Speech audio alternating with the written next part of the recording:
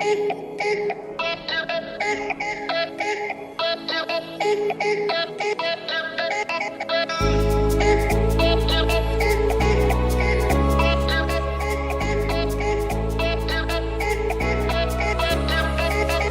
the bear.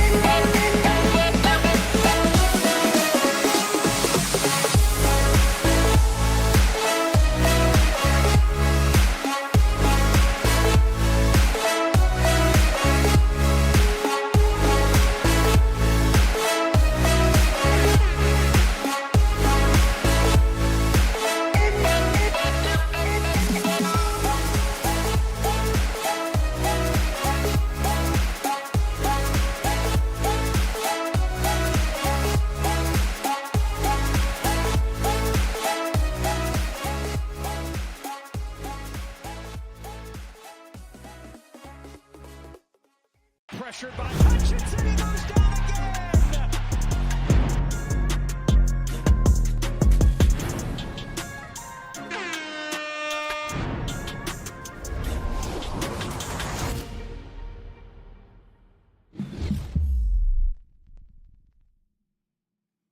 All right, good morning, everybody. Welcome into the Rise and Grind Morning Show. It is, well, a new leaf has turned for the Lions. The season's over. The 2025 season is closed. The Detroit Lions are now aiming to score big in this year's NFL draft. We're going to talk about that this morning, as well as some potential retirees for the Detroit Lions. A couple of names that I've been floating around for a couple of weeks now. Taylor Decker, Dan Skipper, and what about David Montgomery? Where is he going to go? Who's going to pick him up? Is he going to stay in Detroit? I believe he's signed for next year, so there's no real reason to walk away from him. But with the heavy underutilization this season, maybe the Lions are looking for a trade. Either way, they have to do something with cap space. There's going to be some big issues for the Lions this season if they don't. Jared Goff is, he's the number one guy to make the room for the Lions this season, and it'll probably happen. I'm expecting it to happen, but if it doesn't, don't be surprised. If Brad Holmes, who has really never taken big shots in free agency outside of a couple of names, Carlton Davis, DJ Reed, DJ Reader, those are the three biggest contracts that he has brought in through free agency. So if he decides not to do anything this season, again, don't be surprised. He might just want to navigate through the season, open up the checkbook in 2027, and hope that 2026 works out the way that they intended. With all that said, we're going to get into all that and more this morning on the Rise and Grind Morning Show. Good morning, everybody. Take a deep breath. We're starting over. Pressured by Hutchinson, he goes down again.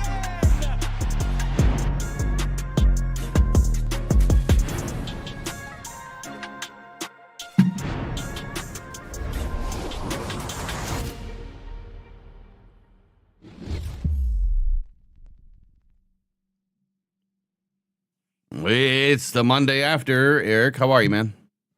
I'm fantastic. Lions ended up with a winning record, despite what some fans may think. We were having a little discussion before we started. I had this guy on my Facebook tell me that just because the Lions finished one game above 500, that they didn't have a winning record. I'm like, that is the definition of a winning record. 1 + 1 doesn't equal 2 anymore. No. They got to move the goalposts on you every time, you know. I mean, that's just. I know what that. I know what that's all about, because it's. We both do, but it's like, okay, I last night I lost it for a brief second. I mean, I don't like to have any meltdowns or anything like some other people, but I kept hearing stuff about the edge. People will just kind of goat me and bait me into talking about the edge position, because I vehemently will protect what I have said and what has really come true. I said the Lions are going to be fine with who they had this year. You want to pinpoint Marcus Davenport. He was not really the starter anymore on this team. He won't be here this year. So Davenport's going to be gone, more than likely, right? I mean, he contemplated retiring this season after the injury anyway. But AQM, Aiden Hutchinson, 11 and 13 sacks on the season. Depending on which source you're looking at, it's all over the place, which just go to NFL.com, look at the NFL stats. They are the true stats, what they're going to record anyway for the season. So, like 11 and 13 sacks apiece. Both of them finish in the top 9. Aiden finishes in the top 4. And we have a third guy that finished in the top 63, Jack Campbell. And people were giving me shit last night, like, 63? Like, are you kidding me? Like, why do we care about the top 63? I don't know how to explain it any more that when you have multiple positions that you're expecting to get sacks from, or multiple positions that you're expecting on the defense to play well, linebacker is one, edge is another, defensive tackle, right? Those are the 3 primary positions. And we have 3 guys in the top 63. And if you look at any position, you have 2 starters.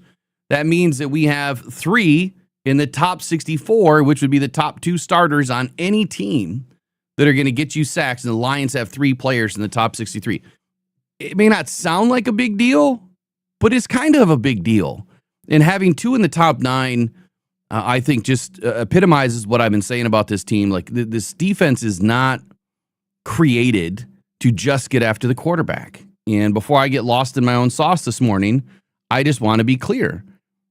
This defense is built on hybrid defensive end and defensive tackle play. That's what it's built on. There's not a strict definition of what your defensive end and your defensive tackle has to be in Detroit because we use hybrid guys. We use guys that are a little bit smaller. They can play inside, outside. We have guys like Tyleik Williams now, who's a rookie, by the way, will come into his own, has pass rush ability, has pass rush upside, and has played extremely well yesterday. I mean, he was a big reason why the beginning of the game started the way that it did for Chicago, getting that first, that first stoppage on their first possession. He's getting a TFL in the backfield. So he's doing what he needs to do, and he's a rookie, and he's going to grow. And his pass rush ability will grow with it. To say all that to say this, if you don't know how the defense is created, what the scheme and the terminology and the definitions are of this defense, how can people even comment intelligently on what it needs? Is my biggest takeaway of this season. And we kept hearing the same thing. Edge, edge, edge, edge, edge. They didn't bring edge, edge, edge, edge, edge in, and they finished with 2 guys in the top 10 positions, top 9 positions. Tell me another team that did that, right? So what the goalpost, right? You mentioned, what's the next goalpost to reach now? Well, what is it that we have to go and fight against, this next season? We've already heard Max Crosby being floated to Detroit because there's an issue with the Raiders. Not going to happen. It's not. If it was going to happen, it would have already happened. And it's just not going to happen. So forget it, because if you want to bring in an edge, then you can forget about left tackle. If you want to bring in an edge, you can forget about Tyler Linderbaum. If that is your cup of tea, it's not mine. If you want to bring in an edge, you can forget about that outside linebacker that we desperately need now. We have multiple guys that have been playing for longer than 6 seasons that are about to retire, and multiple guys, or retire and move on, and multiple guys that are big producers on this team. You have to replace those big producers with equal or better producers, or this defense is going to fall off a cliff. I'll turn it over to you now. Something happened last night that has never happened in my lifetime or your lifetime. This is the first time in 53 years that the Detroit Lions have finished with 4 straight winning seasons. 9-8, 12-5, 15-2, and 9-8. Dan Campbell needs 16 more wins to take the lead for the most wins by a Detroit Lions coach. I believe that he could do it within the next year or two. What was the most wins? He needs 16 more wins to be the winningest coach in history for the Lions. And is it Wayne Fonts that is now? Or or is it Joe Schmidt? Or Wayne Fonts has it right now. I think it was 66 or 67 wins. And how many seasons was that? 8. 8 seasons. So this would be Dan Campbell's 6th season, and he could do it within the next 2, so he could do it faster. He could do it this year. If the Lions went 16-1, he does it this year. Hey, don't put that out there, Eric, because then people are going to think that, we can do that. Yeah, well, we could do that. Especially with this 4th place schedule that we got, thanks to the Minnesota Vikings on Sunday. Kicking the crap out of the Packers. That was awful fun to see. Well, I don't know. Did they really kick the crap out of them? It was enough. Well, he didn't. Now, I don't know if you saw my post on social media about I don't know which social media. Facebook, because if it is, I'm never on Facebook. Yeah, Facebook. On the end of the game, a lot of sports bettors are very upset because they were ahead 13-0. And the Packers called a timeout with 1 second left and kicked a field goal. So it's kind of like that Raiders game where they kicked the field goal for no reason at the end of the game. They should have just let the time run out, but they didn't. Time was running out, and with 1 second left, Matt LaFleur calls a timeout and kicks a field goal to upset that point spread. And a lot of people were very upset with that yesterday. So that was very fishy. That was the fishy play of the day was at the end of that game. Well, let's switch gears and kind of let's get into what today is really all about. It's a great it's a great reset, right? Yeah. It's kind of, this week is just kind of finishing up all the loose ends. You're tying up all the loose ends. Players are going to start cleaning out their lockers. And then the great reset will happen. And to be honest with you, it's just a couple of months away when things start to get rolling, when free agency opens, the new league year, and as soon as all that starts to click, the ball just gets rolling again, and it doesn't stop until you're out of the playoffs. You're done with your year. The NFL is 365. Truly, it really is. There's barely any downtime. So it's going to get rolling hot and fast. I'm going to do my best this year to stay in front of it, stay on top of it. Starting with the combine this year, the goal is to have field passes and be credentialed, obviously, with field passes to be able to get into the interviews, talk to some of these players, and get a better in-depth look at who we're dealing with this year. That's the first part of this. But prior to all of that, you start looking into free agency. The Lions are going to lose some players. Right now there's going to be some players that are available, but that list is going to widen. There will be more players added to that. Teams will have to move off of some contracts by way of cutting players before free agency, also before the draft. It happens twice. And then again after the 53-man cut. So there's 3 opportunities for the Lions to add players this year. I don't believe that they're going to be big spenders, and that leads me into the next segment that we're going to get into. We're going to kick this thing off with big spenders in free agency when we come right back.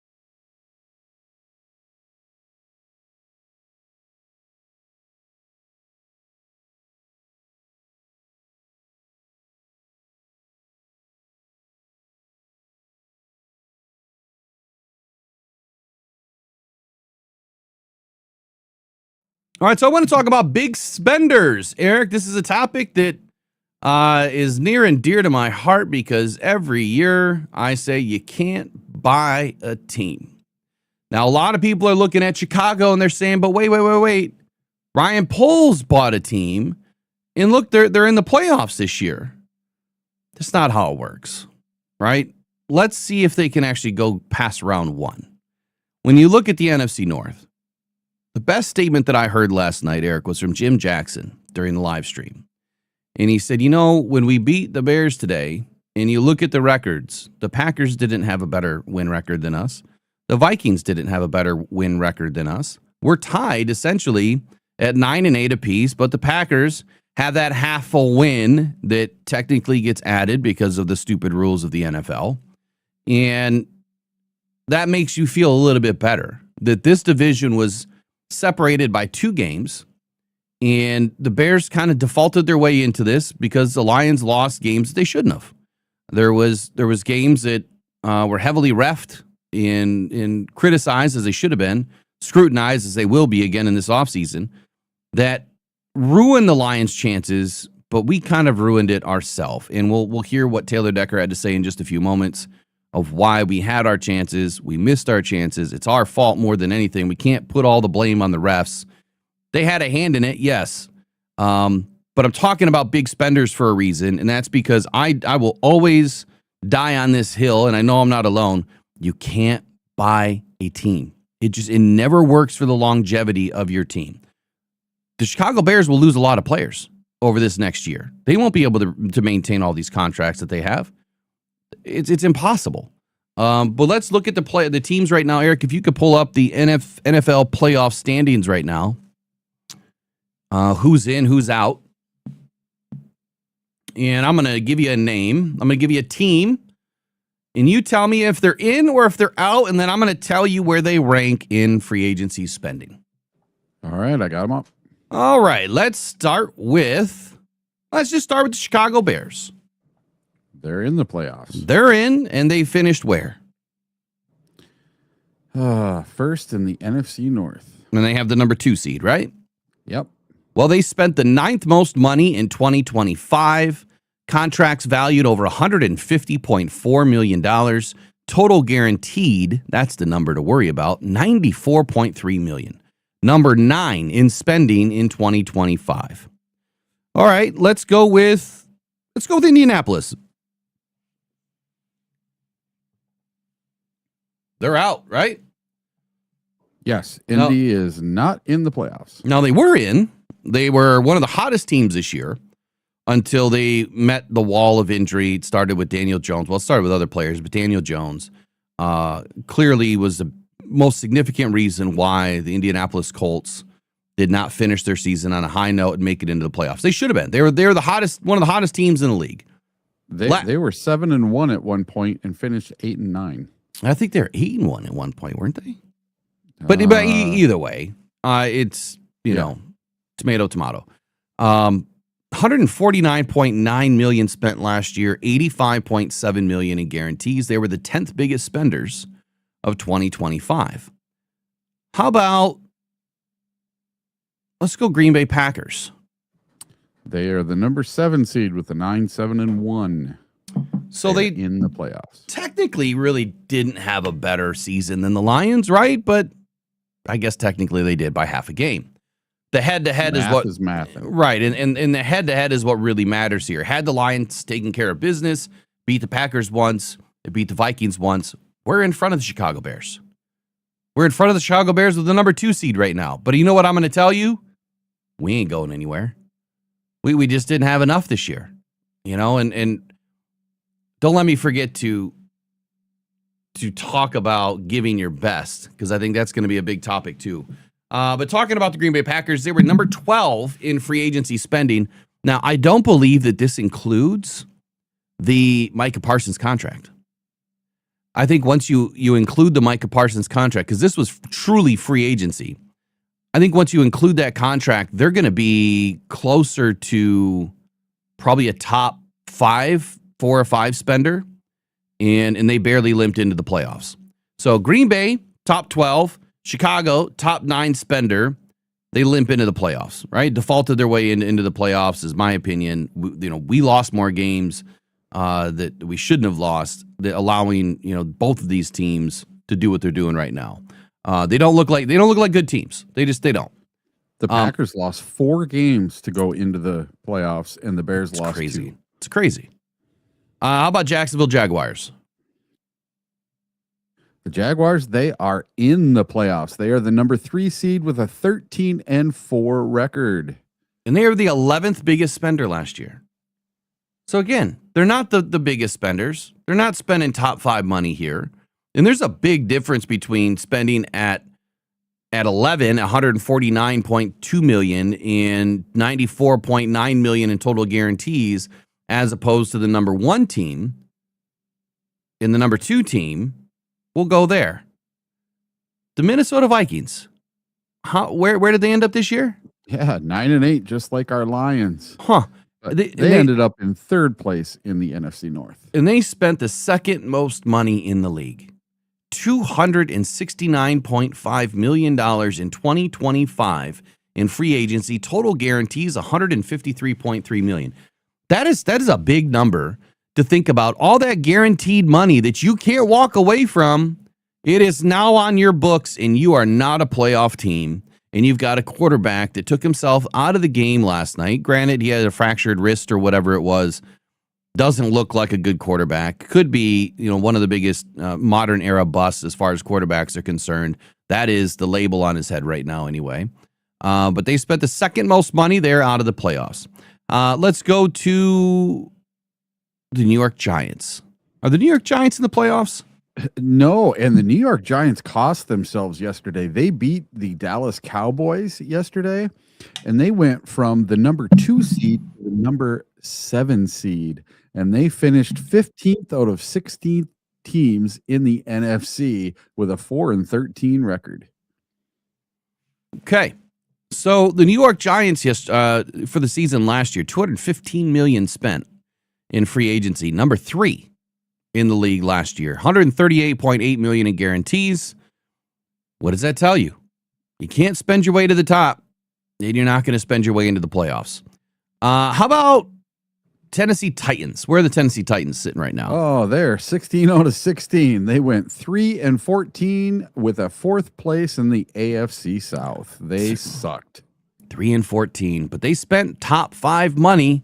$163.6 million, $91.8 million in total guarantees. Top 5. They're sitting at home with the Lions right now. How about the New Orleans Saints? Where are they at right now? Oh, the New Orleans Saints, they finished 13th out of 16 teams in the NFC, and they went 6-11, and they got a 4th place finish in the NFC South. Well, they finished spending top 7 money. $156.8 million, $95.4 overall. Like I said, top 7. They're not in the playoffs. How about the Arizona Cardinals?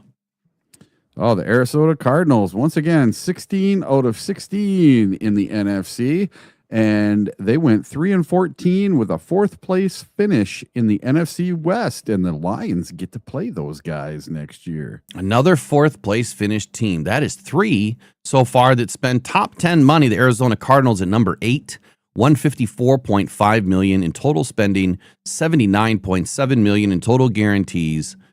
I'd have to say that it's not working, because when you have 1 or 2 or 3 teams that are spending in the top 10 that actually make it to the playoffs, I think that tells you something, that the odds are stacked against you from actually having success. The New England Patriots spent the most money last year. They are in the playoffs this season, but they didn't have a choice either. They had a gutted team, all new regime, had to bring in all new players, devoid of draft picks, $364.4 million spent, $192.9 million in total guarantees, 19 contracts by the New England Patriots. They are in the playoffs. Here's what's going to happen. Over time, those players that they brought in will not be on this team. They won't be able to afford it. They're going to have to trade these players or cut these players and take their losses probably over the next 2 to 3 seasons. So they might have a hot year this year, but being the biggest spender, they were a team that was kind of on the verge of doing something great, going worst to first. No one expected, but they did it. But how did they do it? What schedule did they play? All of that comes into the analysis that will tell you playing a last place schedule has its, how do I say it? It has its moments for each team to be able to do something great with it when you have that opportunity. I don't think it really matters much, but you saw what the New England Patriots were able to do this season with the last place schedule. They played crap teams, and they were able to beat up on some crap teams, but they got really good coaching staff. So let me just run through the top 10. The Patriots, number 1. Minnesota, number 2. Giants, number 3. Seahawks, number 4. And part of that package was bringing in Sam Darnold. They spent $205.6 million, $101.6 million guaranteed. So number 1 and number 4 are in the playoffs. Tennessee at number 5, Carolina at number 6, New Orleans at number 7, Arizona at number 8, Chicago at number 9, Indianapolis at number 10, Jacksonville at number 11, Green Bay at number 12, Denver at number 13, Washington number 14. Aren't they're last place too, right? Rams at number 16.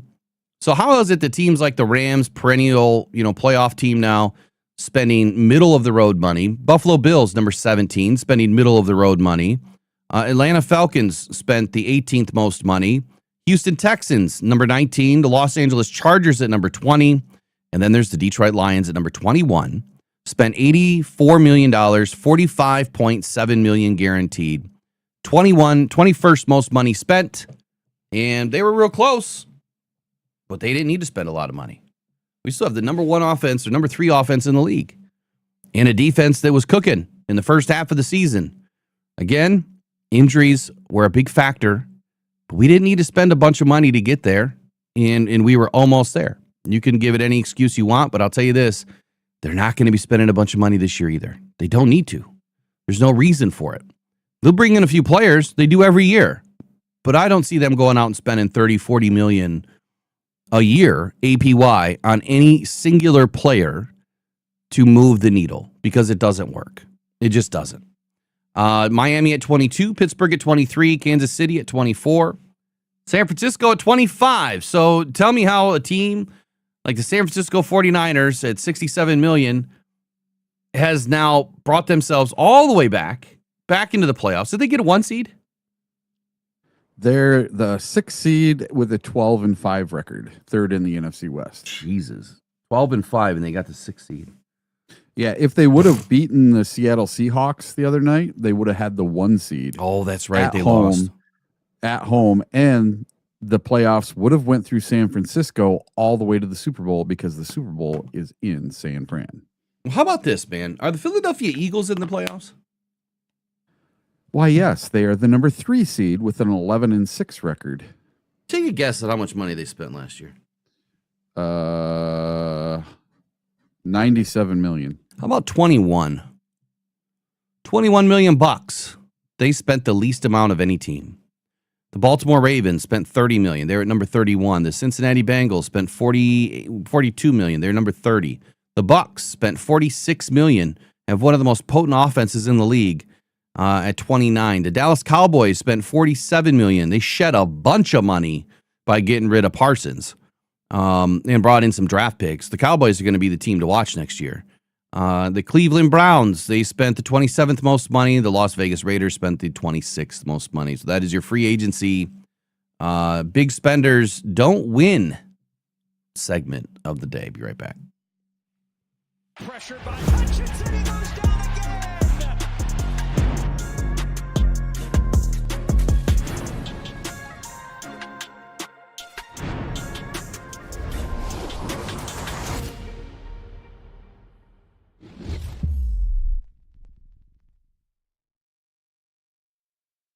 Eric, what's up next, man? Do you have anything on your list that you want to talk about before we get into Taylor Decker? There's just a little bit I'd like to talk about last night's game and the end of the game and some very odd things that happened. So with 2 minutes and 30 seconds left, the Detroit Lions hand the ball off to David Montgomery, and he runs out of bounds. Yeah. Why on God's green earth, as a veteran, did he run out of bounds? If he does not run out of bounds there, they do not have to run another play before the 2-minute warning. Mm-hmm. They can just run the ball once or twice, kick the ball, or make them burn their timeouts and then kick the ball. And then we proceed to throw the ball 3 times in a row, with one of them being a sack by David Montgomery as the quarterback, which made 0 sense. And then we give the ball back to the Chicago Bears, and something happened that has not happened the entire 2025 season. We gave the ball back to a team with 2 minutes or less left for a 2-minute drill, and our defense actually held someone to 3 and out in the last 2 minutes or so of a game. I couldn't believe it, and we actually got the ball back, and then we did what we were supposed to do. We got down there, we ran the ball a couple times, took a knee, and kicked the field goal for the win. But how infuriating was that to have this 16-0 lead to start the fourth quarter, to have the Bears come all the way back, let them get 2 2-point conversions, and then for us to almost drop this game because of one play, basically, of David Montgomery not going out of bounds. If he stays in bounds right there, it's basically just a kneel down, kick the field goal, game over. So on that exact play when I was live, that was one of the moments that I lost it.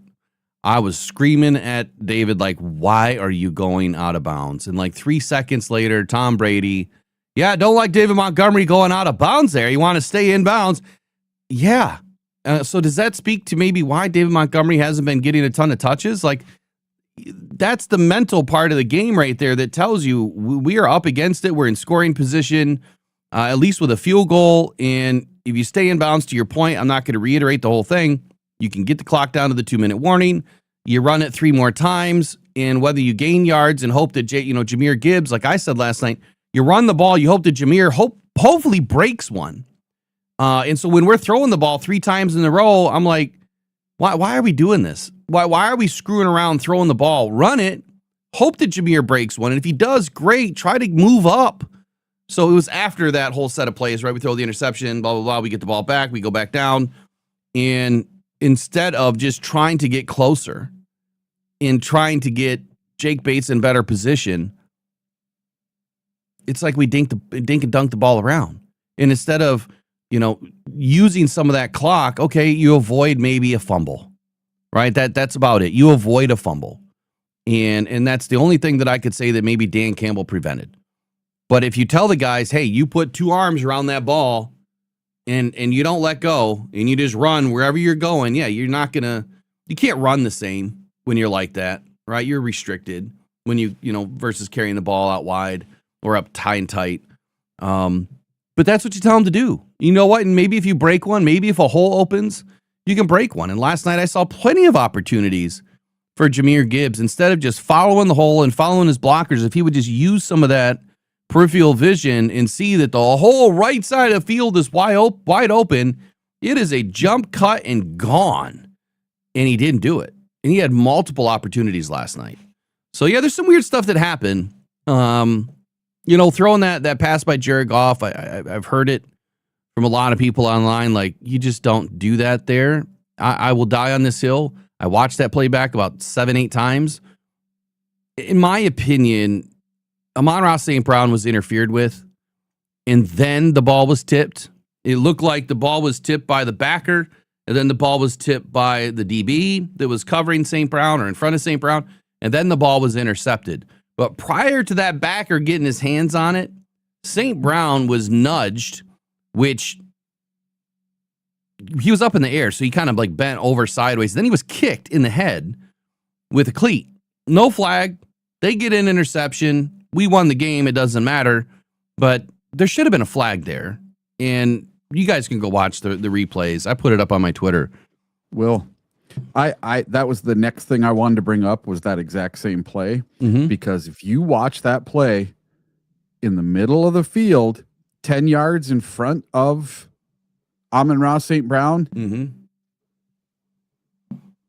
is our first year. Yeah. Isaac Tesla standing wide open all by himself, going like this. Why didn't you throw him the ball? He was wide open right in front of, he had to, how can you not see that? That one got me. So does it seem kind of weird? I was thinking this last night, but I didn't say it. Ben Johnson, from the very beginning of this game, had this FU face on.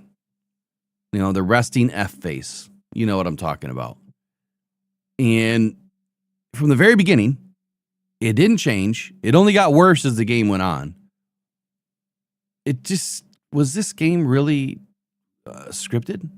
Because that's what I'm getting. Like, it doesn't make any sense here that these plays went the way that they did. It almost looked like, okay, you're sprinting down the field. The Lions are moving the ball, 16 play drives, 11 play drives, 12 play drives. And then you get towards the red zone and it's like, I don't know how to call plays. We're going to have to kick a field goal. Every single one of those field goals should have been a touchdown. Every one. We stalled out every time when we get near the red zone or in the red zone. And it was because of play calling. Every time. But that we seemed scored one too touchdown scripted. on 4 red zone trips. Doesn't make any sense to me. But if you go back and watch what happens as soon as we get into the red zone, it's like the play calling falls apart. And that's been the story of the season. I was screaming at the TV on one of your 3 plays in the red zone. That ball must travel into the end zone. Yeah. And it did not travel into the end zone. It drove me nuts. Oh my God, you see this name in the chat? Jesus Christ. Yeah. Name in the chat. I don't see nothing. This name in the chat. Oh, somebody's missing hair. Oh, yeah. God. Yeah. Somehow we take the points. Imagine that. Yeah. Well, I mean, we did take the points last night and we win the game, but it just seemed awfully scripted last night. And I got to tell you, like when we're in that, I think we were in single high safety when, no, we were in a quarters look. And quarters, I hate that defense. I mean, it can work if you do it right, but we don't have the ponies back there, man. We don't have Kirby. We don't have Brian Branch. And you're trusting these guys that have no business being back there. And Meek Robertson lets up that huge touchdown. And I believe that there was a huge miscommunication once again. Base defense kind of killed us at times during this game. The defense did a great job. They did. What did you think about so much zone yesterday compared to man? I didn't see the numbers yet. Yeah, it was a lot of zone. I was noticing yesterday. Yeah, but did you see the actual percentage yet? No, I haven't. But just watching it, and kind of paying attention whether they were in man or zone, it seemed like it was a lot of zone. And they even mentioned it on the TV broadcast that the Lions were playing a lot more zone than normal. Well, I do got one thing that I got to add about yesterday's game. And this is right up your alley. I'm surprised you didn't start with this. We got to give a huge congratulations to somebody that has really been fighting through it this year, has not been looked at a whole lot. For whatever reason, has missed out on a lot of opportunity. And that is Jameson Williams. Jameson Williams yesterday finished with his second consecutive 1,000-yard season and finished as the top 13 wide receiver in 2025. He had a turbulent start to his career marked by injuries and suspensions, which we won't recap, but he clearly found his footing last season, became a big part of the arsenal of the number 1 offense in the league. And then this season, man, it was just kind of a little bit of this, a little bit of that, a little bit of here, a little bit of there for Jameson Williams. And last night he caught a couple of big passes, dropped one that his fingertips weren't strong enough on, that would have been probably a touchdown, quite honestly. But last night he finished with, 2024, he finished with 91 targets, 58 receptions, 1,001 yards, and 7 TDs. This season he caught 59 of 94. So his target share was right there. Same amount of catches again. So, I mean, fairly consistent from that perspective. 1,043 yards on the season, only had 7 touchdowns. Williams dominated on in-breaking routes in 2025, concepts that allow him to fully tap into his elite speed and yards after the catch ability. But it just wasn't enough. I feel like J-Mo wasn't involved enough. And yeah. So J-Mo had 1,117 yards on 65 receptions. Oh, what am I reading here? Yeah, you're reading from last week. So this ESPN's got him at 1,117 yards. Oh, I should probably update this. I'm on week 17. Yeah, there we go. Here we go. There we go. J-Mo finished with, say it one more time. 1,117 yards, 7 touchdowns on 65 receptions for an average of 17.2 yards per reception. And I had like all the main players, I had them all pulled up with their ESPN stats to kind of go over all of them and see where they landed for what we predicted. And we predicted J-Mo to have a 1,200 yard season and 10 touchdowns. Well, we were pretty darn close. 1,117 and 7 touchdowns. That is not a bad season. In my opinion, I know guys that have went to the Pro Bowl with those numbers. So he's not that far off. No, he's not that far off, but I feel like he was a little underutilized this season, even though his target share again was there. I feel like he was misused. And I feel yesterday that in that game, J-Mo could have had a giant monster game, like monster game. He should have. And there was 2 passes. One I put on J-Mo, one I put on Goff for putting it a little too far out in front of him. But if he catches those 2 passes, it's game over. This game is not even close. There is no 2 minute and 30-second debacle at the end of the game because the Lions would have been up so far that the Bears wouldn't even have had a chance to catch up. 1 TD in the last 5 games of the season is a problem for me. Yes. I was 4 weeks ago. I put something on the post. I said, man, I am on pace to hit like, was it 85% or something like that of all of my predictions. I've got a lot of work to do to get everything caught up this week, but it'll all be caught up by the end of the week, and we'll see exactly. I'll start with that one, but we'll see exactly how close I got. Some of this stuff, I think you have to look at it with a broader brush and say, well, I think these predictions were spot on, but the offense was handicapped, and I believe it was handicapped by play calling. I believe it was handicapped by Johnny Moe, and again, I think that the red zone opportunities lost last night. I mean, that's your culprit, right? That the red zone was our biggest failure of this offense, outside of the run game and the offensive line not able to get these guys lanes open on a consistent basis.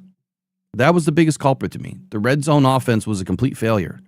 And without going into all the numbers, because I haven't looked at all of them yet, it'd be interesting to see where we were last year compared to this year in the red zone. But I have a feeling the red zone was a huge drop-off for us. And third down. Obviously, third down was a big problem for us this year, too. 2 things that can be fixed. And how can they get fixed? Target the end zone, man. Last night, I watched a few highlights on the red zone and the red zone channel, right? And I see so many teams going to the end zone and taking longer shots. We have the guys to do it. I don't understand why we went to this West Coast hybrid style of an offense this year. At least that's what it looks like. Because last night when Amon-Ra St. Brown was out there in those deep crossers, it works. Where was that the last 3-4 weeks? And then you have one game you do it, and then 3-4 weeks before that you don't do it, and then you have another game that you do it. They've got to stay consistent, man. They really do. They have to do what works, and it just didn't happen this year. Let's get to Taylor Decker. This one's going to be heartbreaking for a lot of people, but I'm not surprised. And you want to go out there and you want to lay it on the line for your brother. One more time for the season, because this group of guys is not going to be all here together next year. So it was important. It was important to end it the right way. Just as a competitor and as a man. Me called it a blessing and a curse in that regard. Great to end it this way, but maybe a little bit of a reminder of what could have been. You have that perspective too. A little bit, but I think we had our opportunities this year. And again, a play here or there, and we could be in the playoffs. But that's just a hypothetical situation because we had our opportunities, and we just didn't take advantage of them, and that's disappointing. But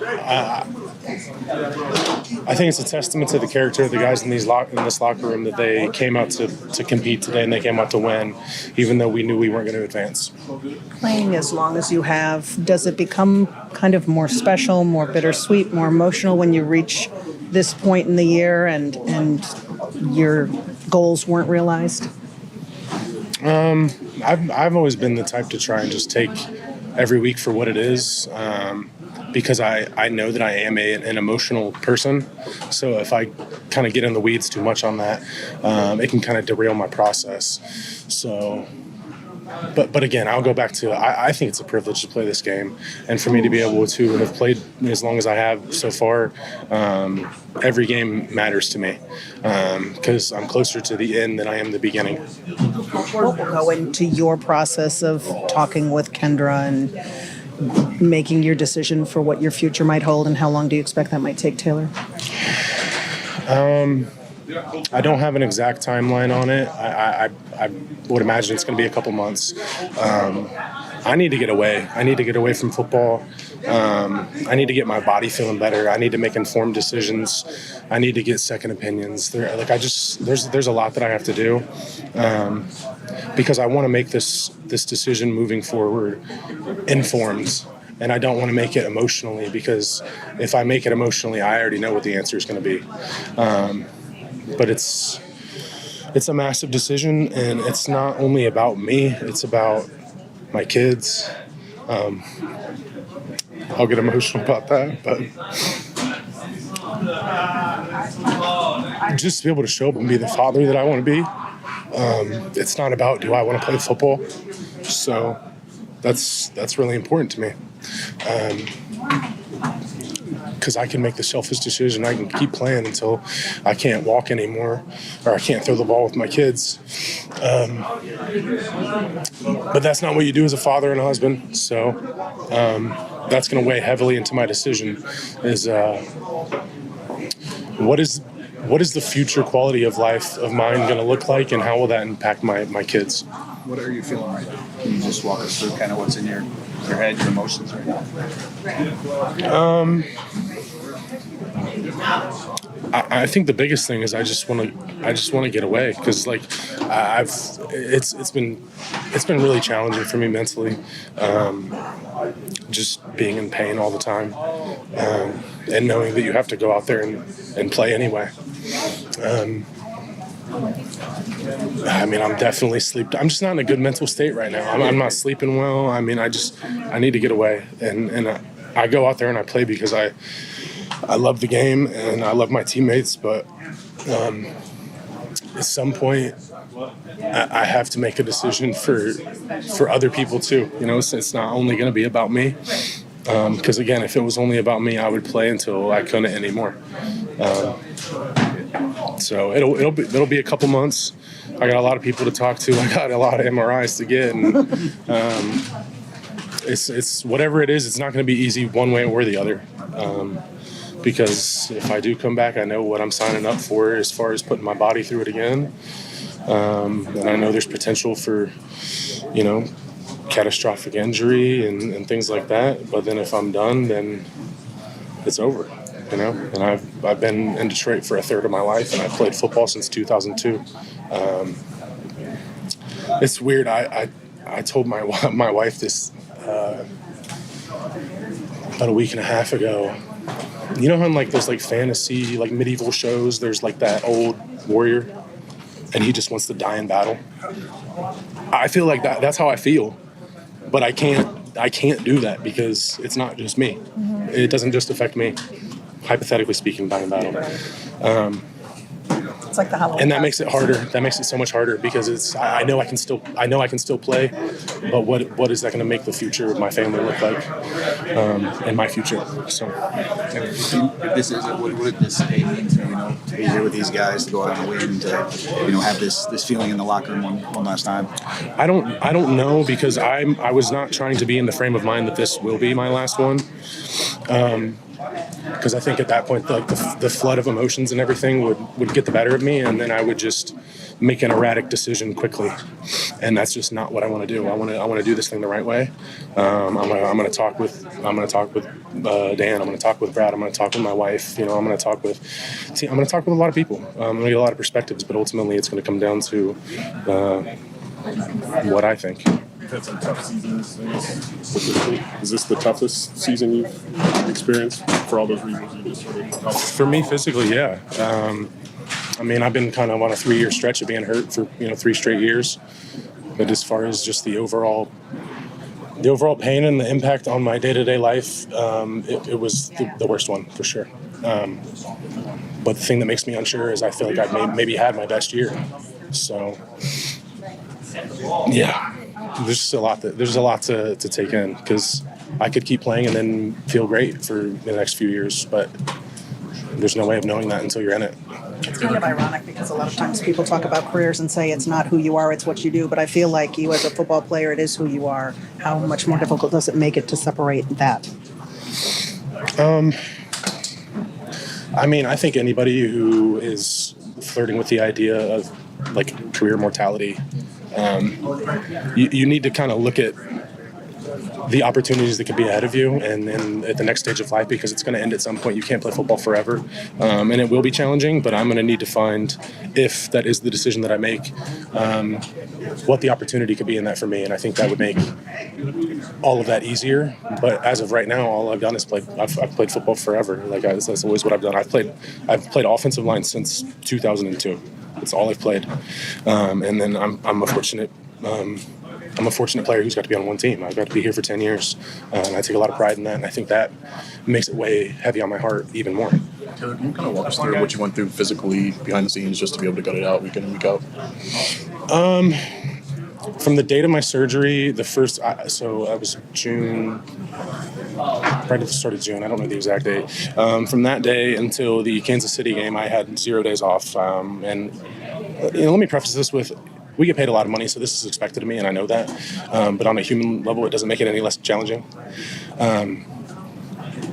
So the Kansas City game was my first day off, and then it's pretty much I'm in treatment before meetings every day. A lot of times during practice, because I couldn't get to the point where I was able to practice a lot.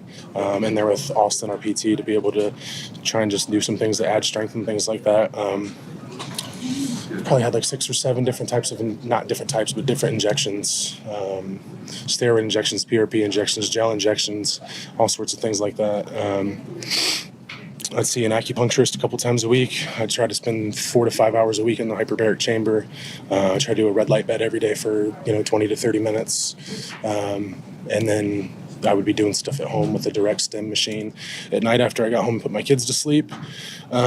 So I would probably up doing stuff once my kids were asleep till about 9:30, and then I go to bed and I wake up at 6 to just do it all over again. But it was what was necessary, and it was what I was willing to do. But it asked a lot of my wife, and it was selfish of me, but it was what was required to fulfill the expectations of my job. So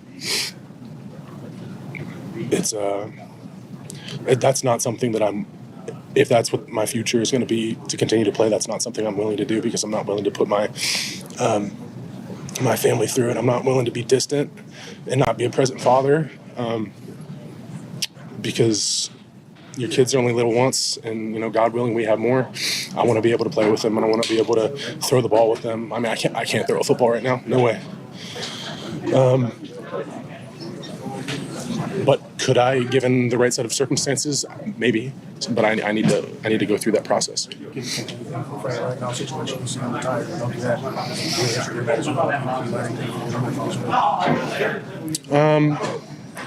I've talked with Frank a lot, obviously. He was, one of my best friends, still talk to him a lot. I feel like every situation's different, but there's a lot of parallels to us, with the position we played and playing through pain, and what you sacrifice, mentally and emotionally, and what you put your family through. So, I mean, of course, there's parallels, but I can't get inside of his head and know what he was really feeling, and he can't do that with me. But yeah, we played hurt for a while together. So, Wow. I listened to this last night. I couldn't help but to draw some comparisons, to some of the things that I've been through, but I don't want to do that with this today. It's about Taylor Decker, and anytime you speak about your kids, bring your kids, into this, obviously that has a lot more weight, a lot more meaning. And I mean, that was a direct, heartfelt shot.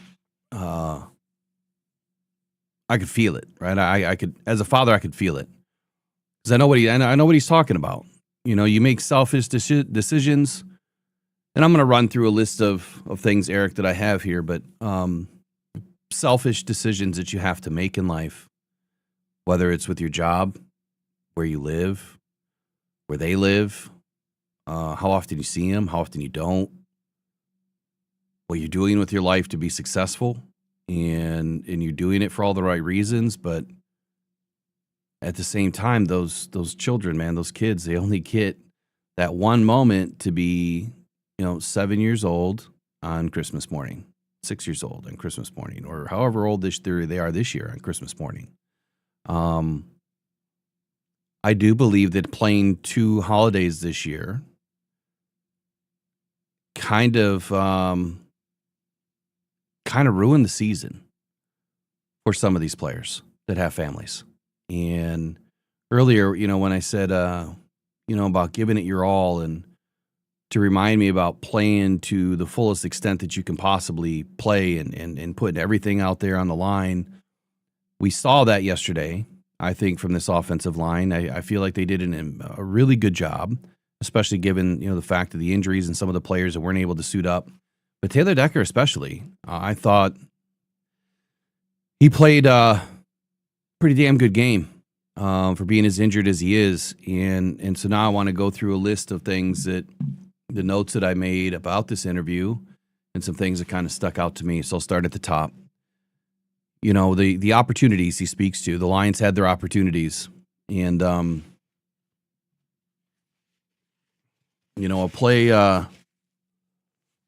play here or there, and the Lions could be bounced into the playoffs. To play here or there, and the Bears could be out of the playoffs. They didn't execute, and that's the reason why that this team is where they are right now. Him saying that he needs a couple of months. Well, first I have to say I totally agree with what he said. In a vacuum, you have to capitalize. When the iron's hot, you got to strike, right? And they didn't. They didn't. And that's why this team is where it is. But that doesn't mean that this team can't rebound next year. This doesn't mean that this team is a bad team. It just means that they didn't show up for a few plays. And those were the most critical moments for this squad. But Taylor Decker saying that he needs a couple of months. Man, does that sound like Frank Ragnow all over again? And I mean that from the perspective that, when Frank did his post game after the 2023 NFC Championship, it was, man, he's done. And he mentioned like having, he needs a couple of weeks or whatever. And then a couple of weeks later, he said that he was going to play, and, that kind of settled things. But for Taylor, he needs a couple of months, and rightfully so. The imaging studies that he needs to get, it's going to take some time. It's going to take some time to get some more opinions.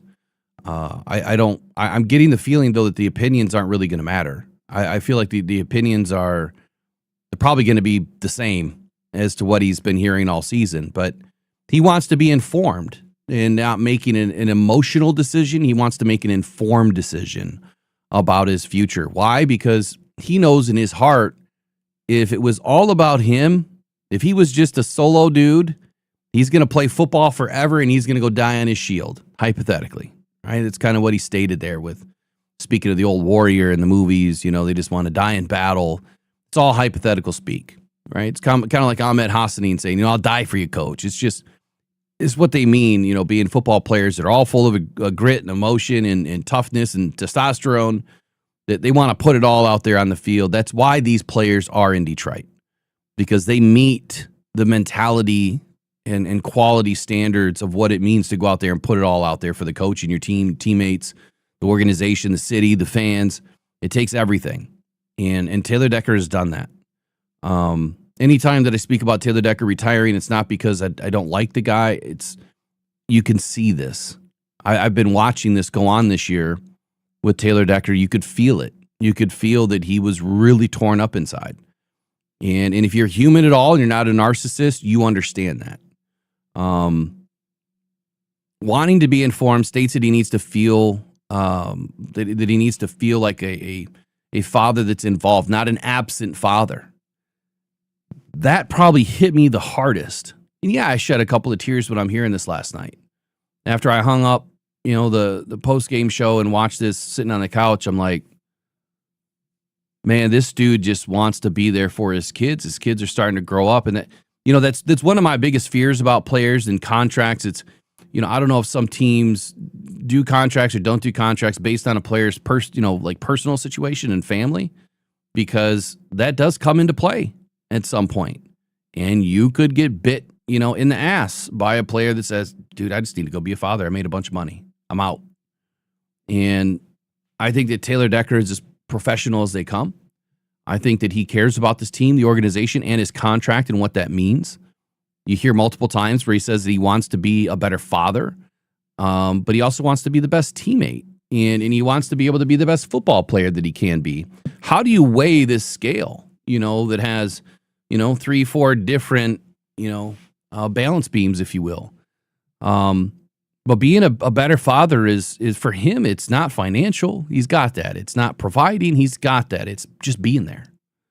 And what he has to do right now, if you didn't catch it, the injections, steroid injections, the gel injections, the pain injections, the hyperbaric chamber, which, by the way, I'll be partnering with a company out on the east side of the state for this next season. The red light therapy. I mean, he's doing all of that. Takes time. Hyperbaric chamber, 60 to 90 minutes. Red light therapy, could be 30, 60 minutes. I don't know how long that they're able to go, or if they build up a tolerance to it. All great stuff. All the steroid all that stuff. I mean, I've had it all done to me. I know what it's like. I'm sure he's had different styles of injections, different types of medication that I've never had, but the gel injections, man, that was the biggest thing that I took away from this. That tells me my biggest fear is come true with Taylor Decker. If he's getting gel injections in this shoulder, just like the gel injections that I get in my knee, it's because it's bone on bone. You don't have any cushion there anymore. You're trying to provide cushion between the bones, just slamming against each other. That's the biggest pain when you don't have any cartilage. So I have a feeling what I've been saying for many weeks now is this is not just a torn rotator cuff or a torn, labrum. This is bone on bone. It's arthritic, and it's from playing, all of these snaps that he's played for his entire career. And then the next part that really hit me hard is, man, when he say I'm not sleeping well, and mentally he's challenged. Pain is like, you can be addicted to pain, just like you could be addicted to drugs. Like if you really thrive off of pain, which a lot of football players do, right? Anyone that's in that type of a profession, they have to thrive off of pain a little bit because it's involved every day in your life.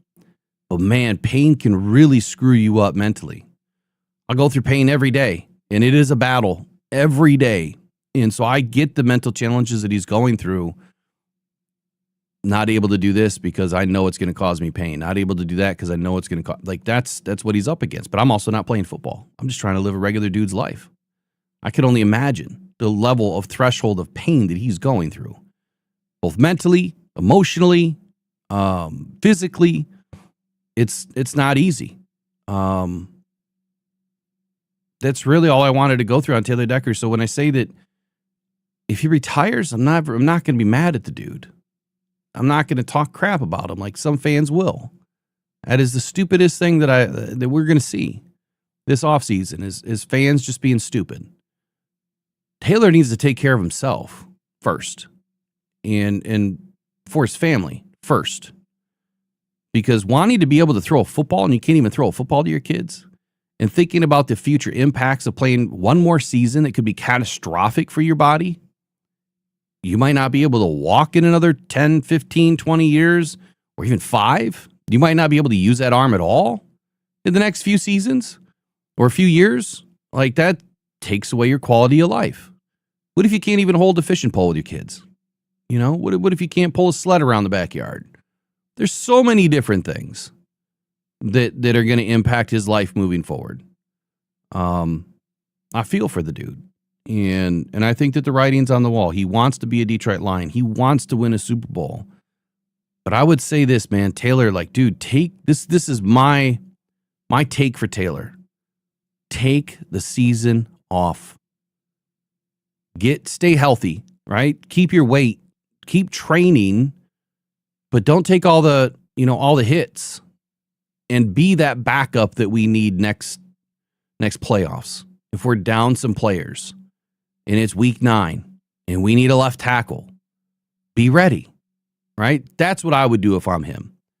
I would turn my contract into a different style of a contract and just be ready to play if and when I was needed, just to go win a championship. That's what I think he should do. I don't think he should come back. And the reason why is because this is way too much to overcome, and I think it's time for the Lions to secure the next young guy of the future. Eric, what's your thoughts, man? Well, as a family man, I'm going to say this. Taylor, you've played 10 seasons in the NFL. You have to be financially set by now. You have generational wealth. Go be with your kids. Be a dad. Screw the NFL. Keep it going. It's not worth it. He said it. He said as much in what he said in that interview, that it's getting to the point it's just not worth it. You're missing Christmas with your kids. And what if the NFL decides, hey, Detroit Lions, you guys won't give up Thanksgiving? We're going to make you play on Christmas every year from here on out. There's no rule that says they can't make the Lions play on Christmas every year. They could do it to them every single year and screw these guys every single year until the Lions decide to give up on Thanksgiving. They could do that. And to me, it's more important to be a father than it is what job you have. And as long as he's got the wealth, he doesn't have to work another day in his life. He could go be a broadcaster. He could just be a dad. Just go be a dad. I feel for the guy. Your kids are only little once. And I always tell new parents this: don't blink, because the next thing you know, they're going to be 18 and they're moving out and you're not going to see them anymore. And they don't want to talk to you anymore. So enjoy every diaper change, enjoy every bottle you feed them, enjoy every time they hold your hand or give you a kiss or go to the park with you or go fishing or whatever. Enjoy it all, because you're going to blink your eyes and they're going to be adults and it's gone. And you don't have that anymore. And then you got to hope for grandkids. And like my situation, I'm not going to have grandkids. So now I've got a kitten instead. That's my faux grandkid.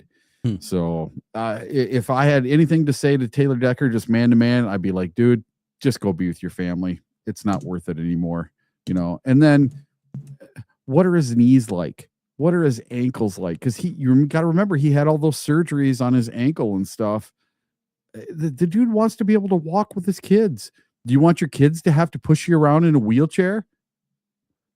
Yeah. Or do you walk away now at 40 years old? Yeah. Or do you want to now be able to, hey, maybe you can still go and be able to walk with your kids. Maybe you'll be able to take vacations and do fun stuff with your kids and be there for your kids. Be your kid's high school football coach or something. No high school is going to say, oh, no, we don't want Taylor Decker as a high school football coach. Come on now. Yeah, well, I mean, who knows? Maybe he doesn't even want his kids to play football after what he's been through. And yeah, you never know. You never know. The one interview that I'm having trouble finding, I don't know why it's so difficult to find. I've looked on the Skipper one. Yeah, I can't find it. It's, Oh, really? Yeah, I watched They it. just put out the Lions. I just got a email about it. They just put out the locker room celebration one also. Yeah, no, that's been out. Okay, I haven't seen that one. Yeah, we'll And bring that then, in a few minutes. did you- But for some reason, Dan Skipper's missing. I don't know. I don't know Oh, it's why. on YouTube. Yeah, It's I on know. YouTube. I can't find it. I've looked Oh, on YouTube. okay. It's not Dan Skipper Week 18 post game doesn't show up. Weird. Did you get my text? No. Okay. Because something big happened. Oh yeah. The Black Monday, man, it's happening. Yeah. I mean, well, yeah, we'll get into that after this. Okay. That stuff doesn't. I don't think it has any big effect for the Lions. At least not right now. But yeah, there's a couple of coaches that have been fired already. I really want to find the Dan Skipper one. So if someone can find a link, I know you can't post it. Here, let me see if I can. If you can find a link, email it to me at mailbag@rockdown.com. I don't know why it's scrubbed. I don't know why I can't find it. I'll send it to you. Just give me 1 minute. I've gone through the media sessions on the Lions. Let me go through it one more time. I don't see it. It's just crazy to me. I've gone through YouTube. I don't see it.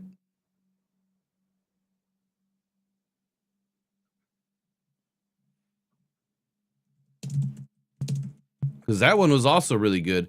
I'm not expecting Dan Skipper to be back either. And he states, as much because of all of the, all the injuries that he's going through and has been going through. He's got some major low back issues going on. So until we can figure it out, if you do find it, let me know.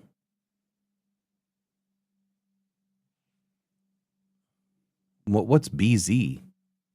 Oh, Blue Zone? Yeah, I can't do anything with that in there. It has to go to email. Or yeah, it has to go to email. I can't pull Voxer up on the web. So let's move on here. Let's go to Dan Campbell and hear what he had to say after last night's win.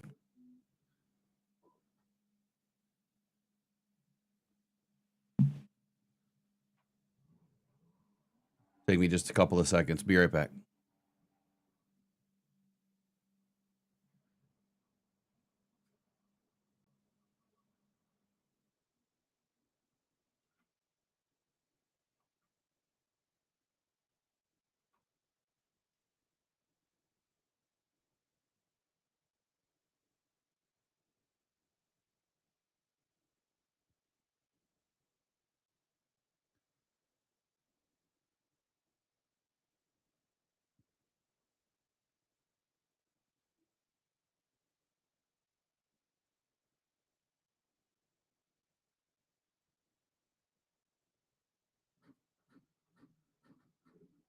Make sure you mute it up.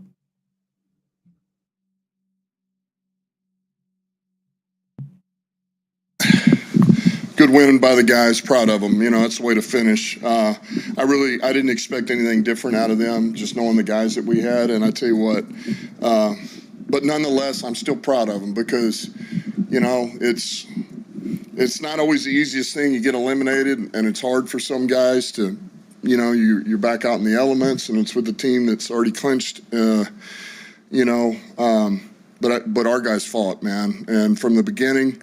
Even when they came back, we were up 2 scores. They came back. Our guys didn't bat an eye, and we were able to finish it out. And it was really one of the best games we played as far as complimentary football. That's really what a lot of really good performances by a lot of guys.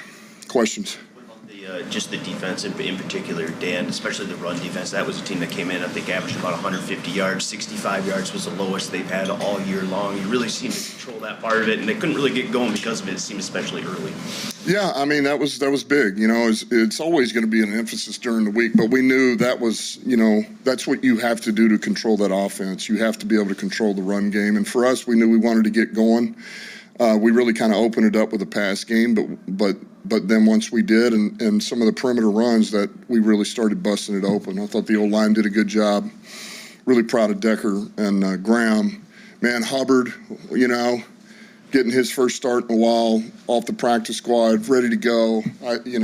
We'll see the tape, but I thought he did some really good things. But the old line in general, really showed up for us today. You mentioned the complementary football. Why were you guys able to stifle them offensively through the first 3 quarters there? Defensively, their offense, yeah.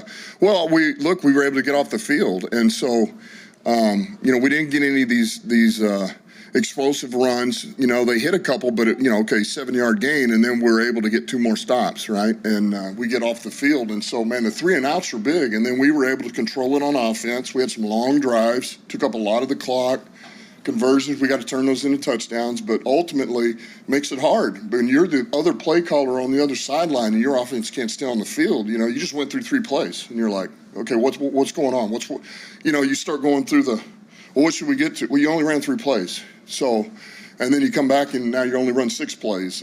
It's hard to figure out what you want to get to, what you're trying to set up for the next time if you're able to just go 3 and out or 6 and out, And so that was big for our defense. They really set the tone for the day, and they're, again, just complimentary football. What about offensively being able to control the time of possession, especially here? I think it was 11 plays, 16 plays, 9 plays, 11 plays on your scoring drives. Just being able to maintain the football much better than you have been probably the last month or so. Third down was really good for us, really good. Our protection was great, and Goff was, he was on it, and just his pocket presence, awareness, getting rid of the ball, knowing where to go, processing the whole thing, and then our playmakers making plays, our guys making plays. And that includes Leaf. Leaf's had some big plays for us, obviously J-Mo.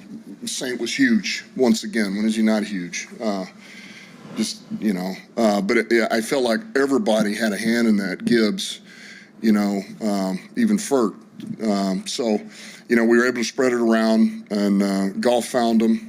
So it was a good job. Obviously, 2022 was a different situation, but going out on a high note, kind of led y'all into a better season next year. Do you feel like, when you end the season can that bleed into the next year at all when you go on a high note with a win that last? Well, I'll say this. I believe that things happen for a reason, right, wrong, or indifferent, or what. And I just, when something like this happens, I believe it's going to be for the best.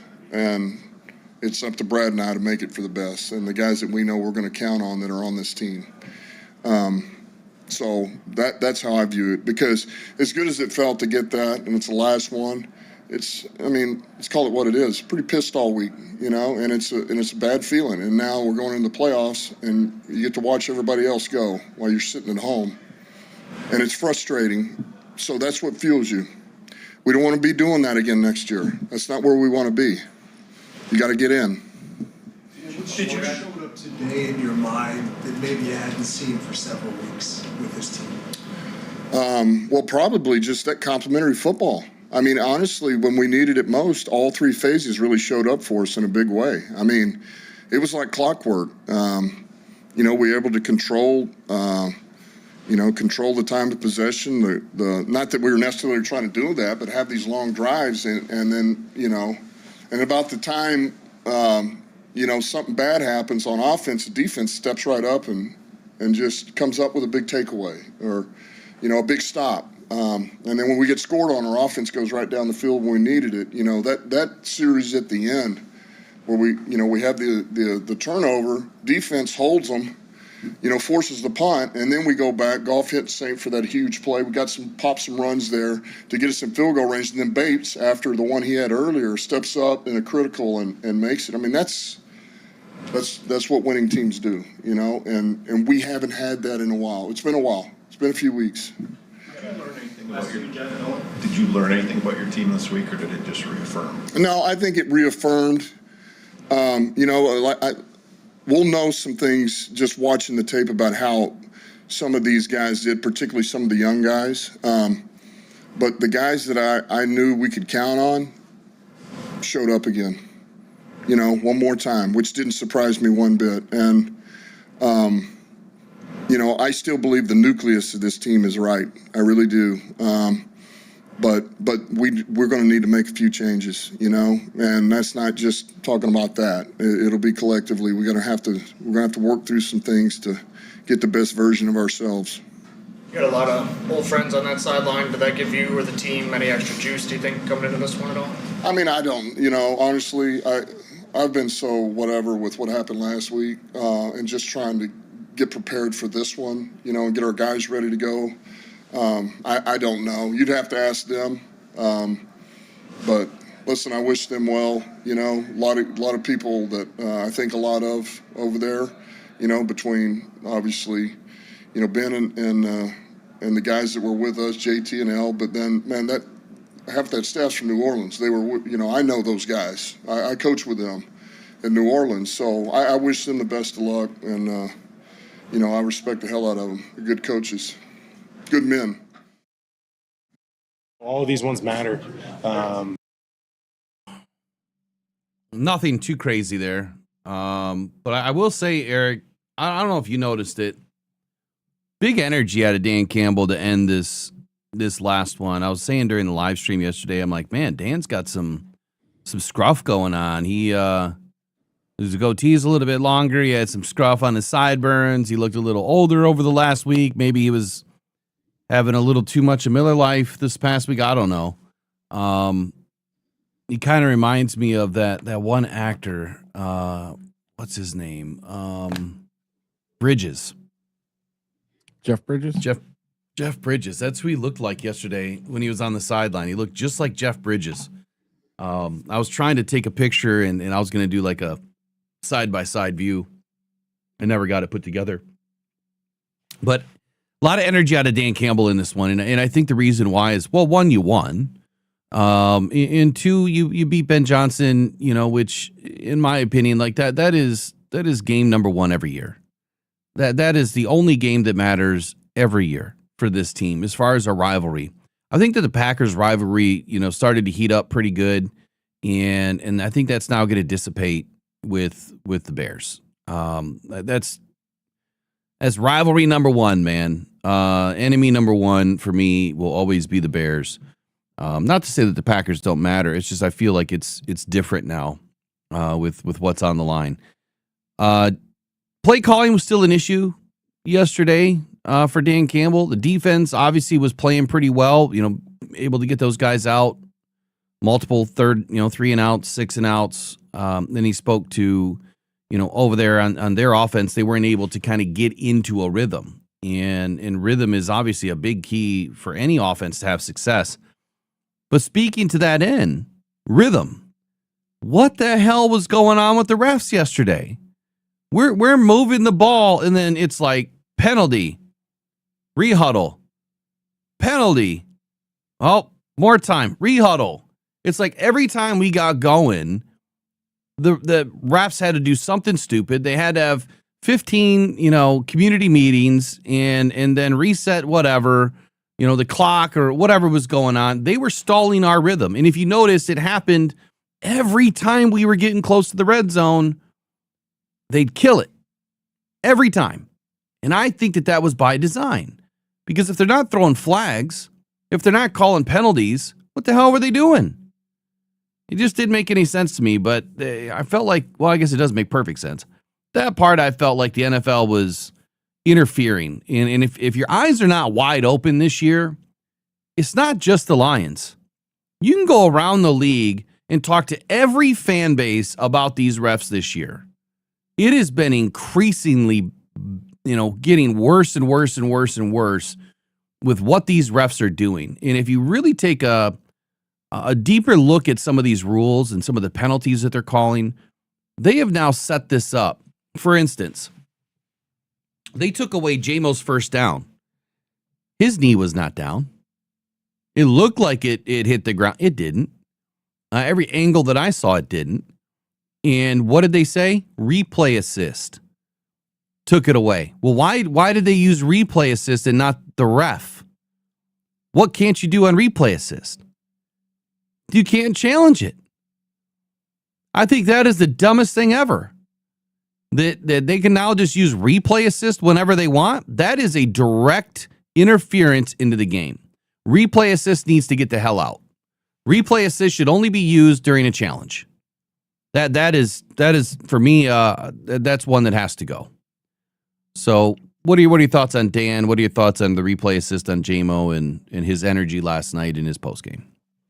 I loved it, and I have not yet seen. I hadn't seen that yet, and I haven't seen the locker room celebration yet.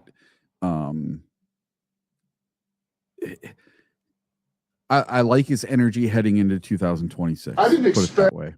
Yeah. And I like that he basically put Ben Johnson under his thumb and said, not quite yet. Give it another year. Maybe you'll get us once next year. But I like that the Lions now have 4 in a row versus the Bears. They're 6-7 of their last 7 games. And I think the Bears have only beaten the Lions 3 times in Dan Campbell's tenure as the Lions coach. So it's really nice to see that at least we can keep our streak alive of winning NFC North games against the Bears. I do think Dan has some big challenges ahead of him this year. And I think he's much better as a head coach versus an OC and head coach at the same time.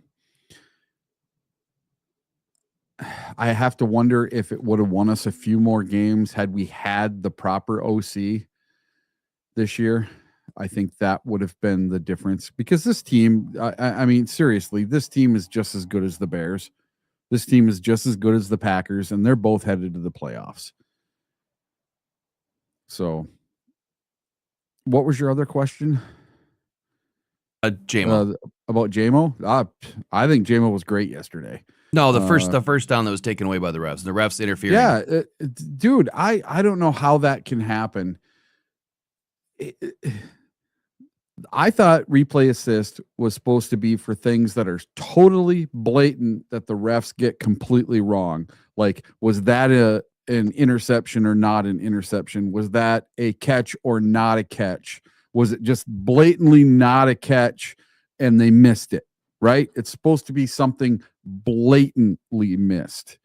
This was not blatantly missed. If you go back and look at that play and watch it, and it would be very interesting to go back and watch the all 22 of that play and see all the angles that they have on that play, zoomed in on JMO's knee.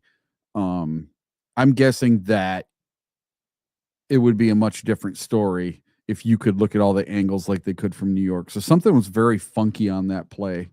And that was at the time, that was a huge first down for the Detroit Lions. Didn't that force us into a field goal try? I think we ended up taking a field goal out of that, because we only had the one touchdown to Jahmyr Gibbs. So, but yeah, it just seemed like every time we get into the red zone, that it was constant interference by the refs. That's what I'm going to say. It's no longer a penalty or a flag. It's blatant interference. If you watched all the games this weekend, I tried to watch as many as I could. The reffing in that Carolina game, atrocious. The reffing in the 49er game, atrocious. Some of the reffing in the Packer Viking game, atrocious. There's just, I don't get it. It's not just Lions games, because if you watch all of these games, I'm going to have to make a tinfoil hat, because these refs, they can't be that bad. They are. And then you mix in the replay assist and you mix in New York.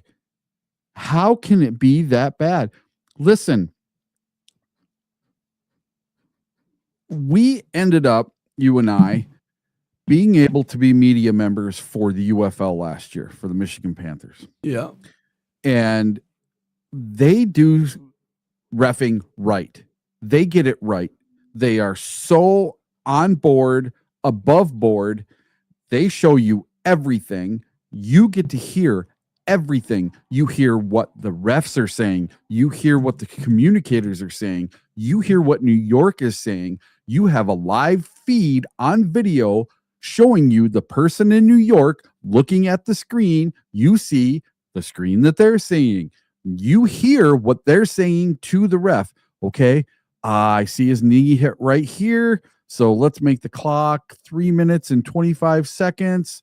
We're going to roll it back to 3 minutes and 15 seconds. We're going to give him a first down at the 37-yard line, and Detroit is not charged a timeout. You get all of that with the UFL. So NFL, if you guys are listening, can you please adopt the UFL version of reffing, because it's all above board. There is no secrecy. There's nothing hidden. So when they go to any type of assist, you don't hear from New York. In the UFL, you'd hear, hey, we need to change that last play. This is why. And what the referee on the field is hearing, you get to hear it as well. I would love to be able to hear what they are saying from New York, from the assist upstairs, going down to the field judge and down to the referees. I would love to know what is exactly being said. I'd love to know what's being said on the field. All these refs are mic'd up. They should all be mic'd up so we can hear it as fans on the broadcast. We should hear every word these refs are saying to each other. Everything. It should be all above board. It should be clear and obvious on every play exactly what they're doing and how they're making these decisions. Because when it's all in secret, they can make it any way they want it to be. And we never get to know what was said, why something is the way it is. You never get to hear if somebody's shaky on a call or not. That would be, if the NFL adopted the UFL way of doing the reffing, my God, it would be a completely different game. It would be so much better. Nothing, no more tinfoil hat, no more wondering if Vegas has the fix in, no more wondering if it's scripted, because you get to hear everything. Yeah. A couple of things I want to go into next. And yeah, I think you're correct in all that, man. That just get rid of all of it. Just make it transparent. Exactly. There's no reason, unless you're hiding something. It's the easiest fix in the world to get all these fans to give up on the tinfoil hat. Now, there's no reason why you can't make things transparent. And it, like I was going to say, if you're hiding something, then you're not going to make things transparent. You're going to make it extremely difficult for people to understand what exactly happened.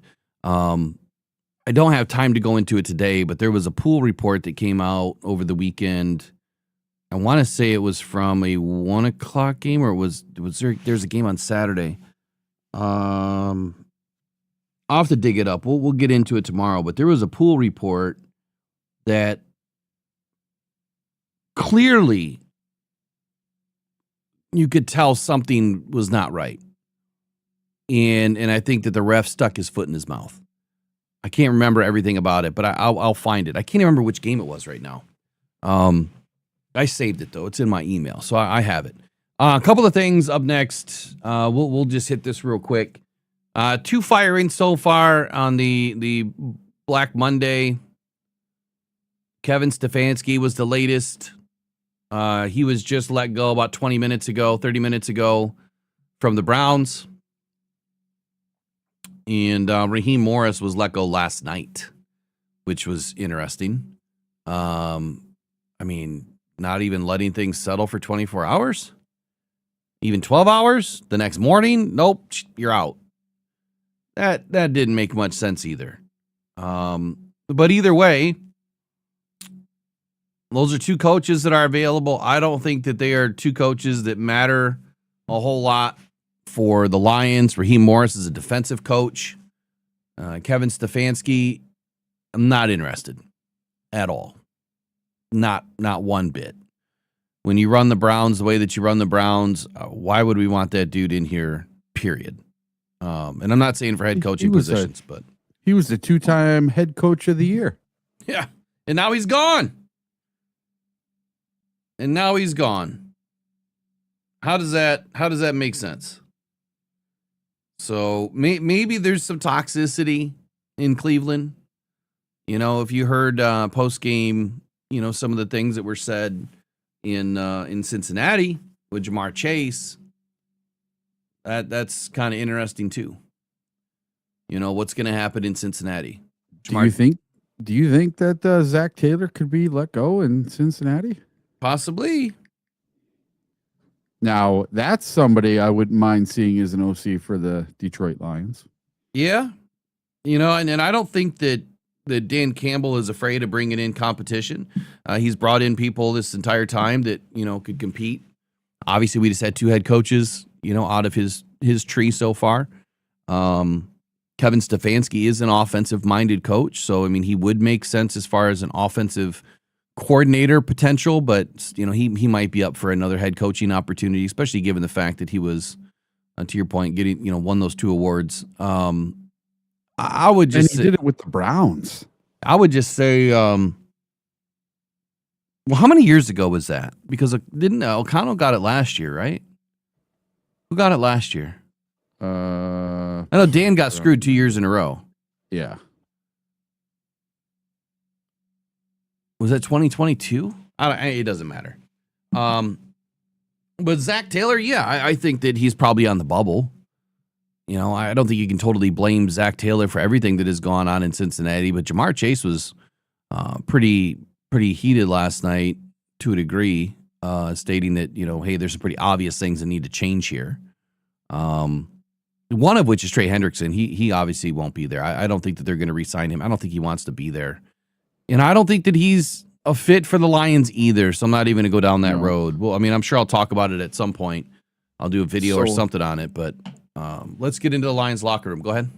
So, Will, last year it was Kevin O'Connell was the head of the head Vikings coach of the year, and then 2023, the year before, was Kevin Stefanski. Okay, and then it was Brian Dable, Mike Vrabel, and then the year before was Kevin Stefanski. It's crazy. So Kevin Stefanski won it in 2020 and 2023, and now he is out as the head coach of the Cleveland Browns after getting it twice with the Cleveland Browns. I mean, he's been there for more than, 5 seasons, so yeah, he's had plenty of opportunity to do something with the team. It obviously has not worked out, but I don't think it's all his fault either. You know, I think that you have to look at the drafts and you have to look at the way that the team is managed, and I would say that there's more issues with management than there is Kevin Stefanski. Couple of things in the chat to address real quick. First thing that just came in right now, Mike McDaniels. Yeah, look, I'm not in favor of that one either. I think that he is oil to water here, or water to oil, however you want to look at it. I don't think he's a fit with Dan Campbell. I get it that he's got like that nerd, you know, persona, you know, that people say he's just got, you know, kind of a nerdy guy. He's a super intelligent dude. We know that he's extremely intelligent. I think he went to Yale. Is he an offensive minded guru? I don't know. I mean, he put in Quinn Ewers yesterday and took out Tua Tagovailoa. I think that tells you enough. I mean, yeah, you want to get a look at Ewers. I get it. Your season is meaningless. But if you couldn't win with Tua and what you had on that offense, and you couldn't find ways to win, what makes that a good candidate for us? You know, that's my biggest question. Now, he could come to this team and he could just be a virus, you know, in that locker. I just don't feel like he fits. But I've been wrong many times in my life. I could be wrong on this one. I just don't see Dan Campbell and Brad Holmes bringing in McDaniels at all. One other thing that was just in the chat. So my 2 cents on McDaniels. When you look at him, when you see him on the sideline, when you hear him talk, do you hear grit?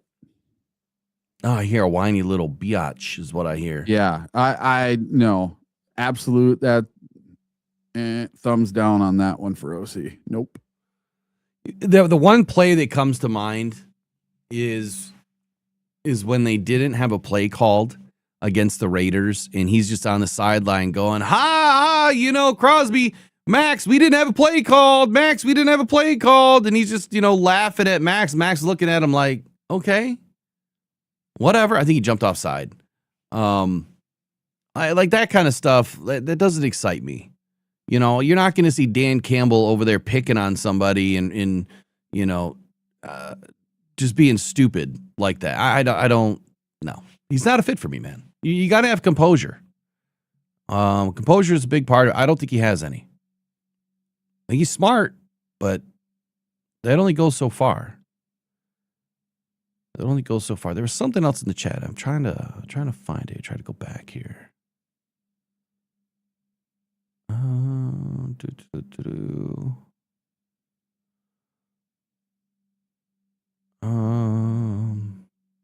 Oh, okay. So, it says, oh, hey, it's Jessica. See, Frank, this is how you retire when the season ends. Well, that's not happening so far. If you're speaking of Taylor Decker, he has not retired.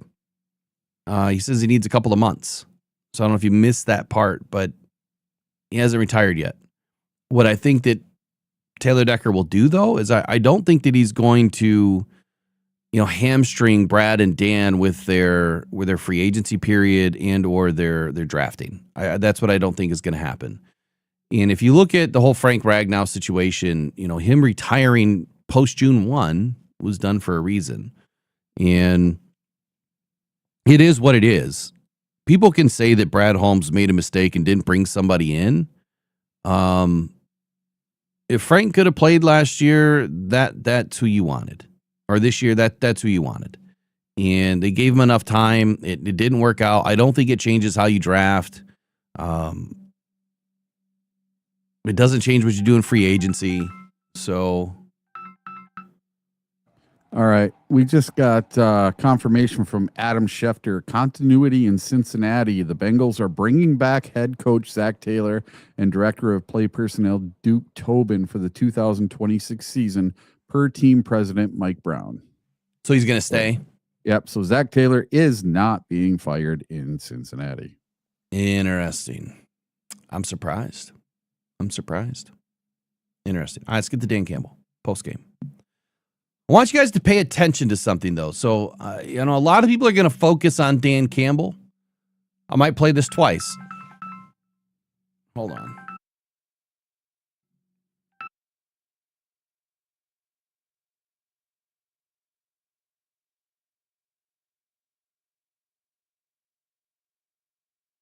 All right. Doctor's trying to call me. They know not to call till after 11. Anyway, let's get into Dan Campbell. What I was saying is pay attention to the room. Everyone focuses on Dan. Pay attention to the room. We'll talk about what you see when we get back.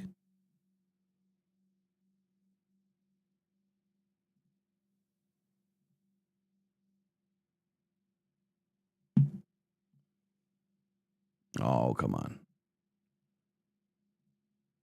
I didn't expect anything different from this group. I really didn't, man. But to have guys that lay it on the line when you say you're not playing for anything, but I mean, it speaks volumes, man. It really does. And what you guys are made of in the group, the core, and it just kind of spills out. I can't tell you enough about how I appreciate what you guys do and all that goes into it. And because I know it's not easy. But to do that, what you guys did, that takes a certain type of pride and respect. It takes respect for the guy next to you, and I appreciate you guys. We won that game. We earned that game, right? And we can get into all this. The sickening thing is we're one play away from being in the playoffs, and then anything happens. Really, one play in any one of those games. But today, we showed up. We earned the win. And got it done. I got one game ball. There's a lot of guys that deserve it, but I just feel like this is just the way to end it. Walked off the field. Mates, come get you. I appreciate you guys, man. It's a lot of fun winning with this group. It's a special group. I know, I've been knocked down a couple times this year, but I'm going to keep fighting for you guys. I'm going to give you everything I got every single day. So I love you guys, and keep rolling. Man, I, from the bottom of my heart, man, I appreciate you guys and I love you, man. I love everything that you do and what you've done. Even though it hadn't worked the way we wanted to, man, I appreciate the hell out of you guys. So, man, let's break it down one last time, JT. Hey, Dan said it all. Appreciate you guys, man. Win a lane on the line one more time. For those of you that are going to be here in April, never this feeling again. Win on 3. 1, 2, 3. Win! All right, before that stupid kitty shows up. Do I need to go back and play it again? Here's what I'll say. I'll play it again if you want me to. There's a couple of things that I noticed. Damn good win, guys. Oh, come on. A couple of things that I noticed. Number one, let me get this to rewind here. First thing I noticed, it must have been Sheila Hamp and her husband, and must have been daughter or something. Yeah, that was their family, so they're usually in there. Why are all those people in there? Yeah, they usually are in the last game of the year, and they're in there, but they're in there more often than not. But they're usually always in there in the last game, especially on road games. But post game locker room, the first thing I noticed, Taylor Decker was crying. He was upset. Obviously, he knows that probably was his last game. That's the first thing that I noticed. Sheila, to your point, being in the room, she was smiling and joking with her husband. So that tells me that Dan is not in the line of fire. God, anybody that thinks that is just a moron and doesn't know football. Yeah, so Brad Holmes standing in the middle of the room, he was just stoic, just listening. And then the one play away comment. Literally, that's the way that the season went. Who knows? You know, the luck factor is a big part of the NFL. You just needed a little luck and a lot less refs at times, but it didn't happen. The team that just broke down there will not be together in April. There's probably going to be 15 to 20% roster churn again this year. It could be a little bit more, depending on who retires, but it's going to be a new team. It's going to be a stronger team. Now, I know a lot of you probably don't think that or feel like this year was a complete failure. How could they get better in 2026? Well, this depth, this core is getting better and better and better. Dan mentions the nucleus. I don't know if it was in this post game, but I think it was in the press conference. I wrote an article just the other day talking about the nucleus of this team and how it's a different team now than it was last year. It'll be a different team next year than it is right now. It's gotten better and better and better and better every year. The article that I wrote laid out the 5-year war that Dan Campbell has been building and fighting at the same time. It started with Brad and Dan in 2021, and it's not going to finish until they bring a Super Bowl to this city. I believe that they're both signed through 27 or 28, and they will have a Super Bowl in Detroit before that time. I wouldn't be surprised if both of these guys get extended to 2030. We might hear about that in the spring. I wouldn't be surprised, honestly. I think that they both deserve to stay here. Now, some of the personnel does not. And I have a lot of questions. But there is something that keeps coming up, Eric. Is there anything you want to add to the post-game locker room stuff before we move on? I believe that Dan and Brad they should be locked up 100%. They're signed through what, 2028? I think it's 27 or 28. I can't remember. Yeah, I think it's 28, and their contracts coincide with Jared Goff and everybody else, like Penei Sewell and Amon-Ra St. Brown. Everybody's all together for this little ride right now, and I think they're going to be locked up for a lot longer. I think you're going to end up seeing Brad and Dan being the longest tenured coach and GM that the Lions have ever had. I can get down with that. It'll probably happen. But here's what's going to happen. This is what we know right now. When we get back. Pressured by Hutchinson.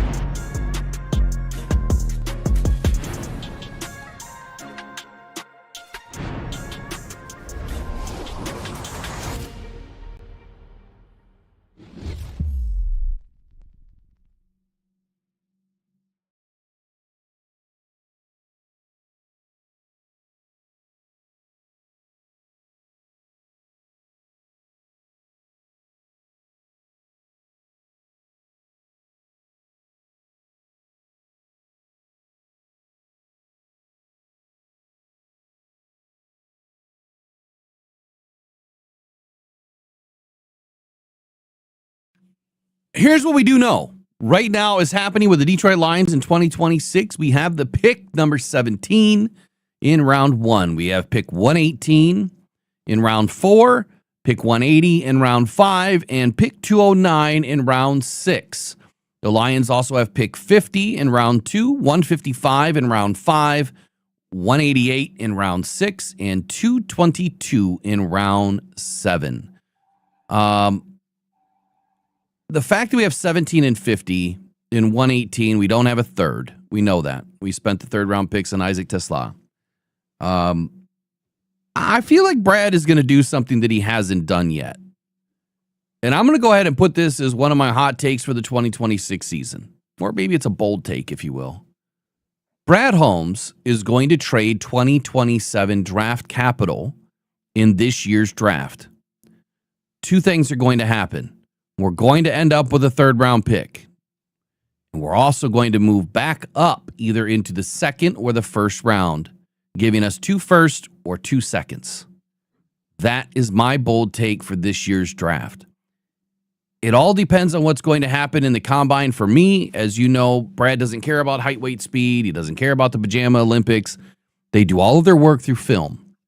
I don't get all the film that they have. Now, I have some great resources that are giving me some NFL film right now. It's going to be my best year yet doing draft work. But I don't get all the medical reports. I don't get all the background checks.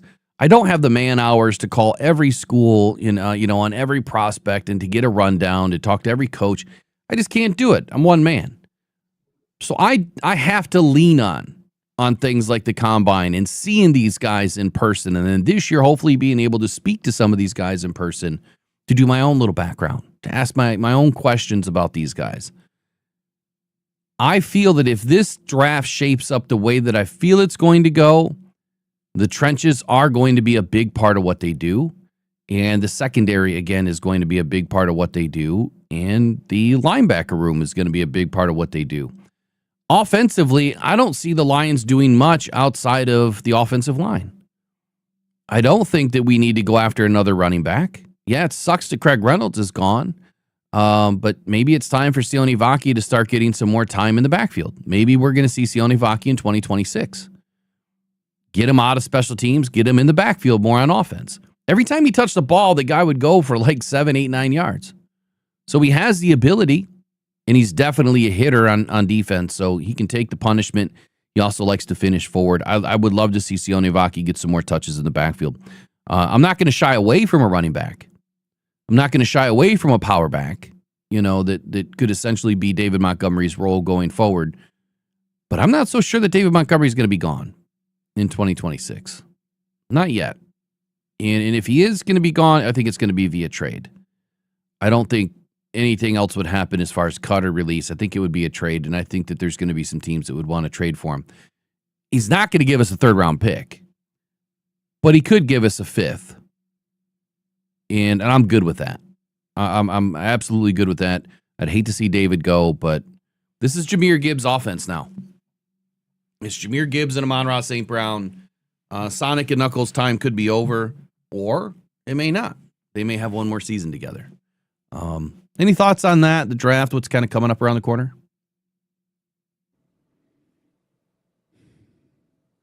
It's going to be interesting.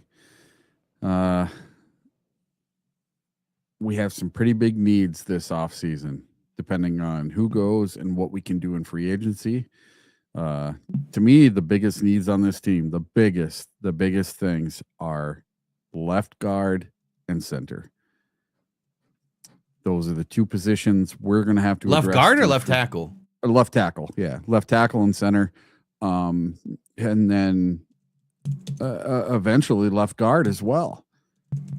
You may have to replace all 3 of those spots on the left side. Did the Lions get enough of a look at Mahogany? Is he going to be an injury-prone player? I know he finished the game yesterday, but he had to come out of the game for a minute. He had a wrist injury or something, injury, yeah. And then he broke a bone in his leg, and he was out for 4 weeks. And he came back early, by the way, so that should be said that he should have stayed out for at least 6. Yeah. But he came back super early. I think he'll be fine. But keep going. I don't want to interrupt you. But do you think Mahogany is a starter? Do you think he's starting calibered, or do we need to look at bringing in, do you want Mahogany and Frazier to be your backups? Well, I think my take on that. I mean, that's what I've been saying. What I've been saying is Mahogany and Frazier are our immediate backups right now, and so is Manu. And the reason why I say that is if you go out and draft a left tackle, in the first round, that guy's starting. If you go out and draft a center in the first or second, or even the third round, that guy's starting. So you have Penei Sewell, you have Tate Ratledge. If you draft a center, there's the right side of your line. Frazier and then Mahogany would either battle it out for the left guard spot, or if the Lions do what I'm hoping they do, it's if you draft a center, then you need to go and find an all-pro left guard. And the reason why is I don't want to see, basically a rookie and a second-year rookie in the middle of your offense next to each other. I want Penei Sewell and another all-pro next to those guys, especially if you draft a left tackle. Like, I would hate to see two-year players, a rookie, and a second-year player all on the line. Look, teams have done it before. I don't want excuses this year. Yeah. And no excuses means a left pro guard would make more sense. And Brad Holmes is going to have to just say, you know what? I'd rather have the deepest and the best offensive line, because what we have had so far is nothing but injuries. This is yet another season, 8 different offensive line formations starting for the Lions. Last year, we didn't have as much. I think we had 4 on the season. And then the years before that, we had like 7, 8, 9, or 10. And if that's been the common denominator, then Brad, you need to make sure that our depth is way better than it has been. Make Mahogany, Manu, and Frazier battle. Bring in an all-pro left guard or an all-pro center or an all-pro left tackle. That's where the money should be spent. One of those positions. You can't do 2. You definitely can't do 3. But you can do 1, more than likely. And if you do 1, then you're going to have to draft at least 1 more. And then maybe you're forced into playing Manu and Mahogany all put together. Mahogany. Yeah, you're forced to put in Frazier, Mahogany there at one of the guard positions, which would be left guard. Tate Ratledge, I don't believe, is going to be our center. And I think that that's a mistake. If you're trying to force a guard to be a center, this is the NFL, man. Like, I'm not saying that he can't play the position from a blocking standpoint or, pass blocking, run blocking standpoint. It's the mentality. It's the knowledge. It's doing something for 10 years before you made it into the NFL. You know what the hell you're doing. He hasn't done that. And I think it would be a catastrophic error to put him at center. I'm not saying he's not smart. Not saying he couldn't play the position. I'm just saying it doesn't make sense. Period. Leave him at right guard. But finish your thought.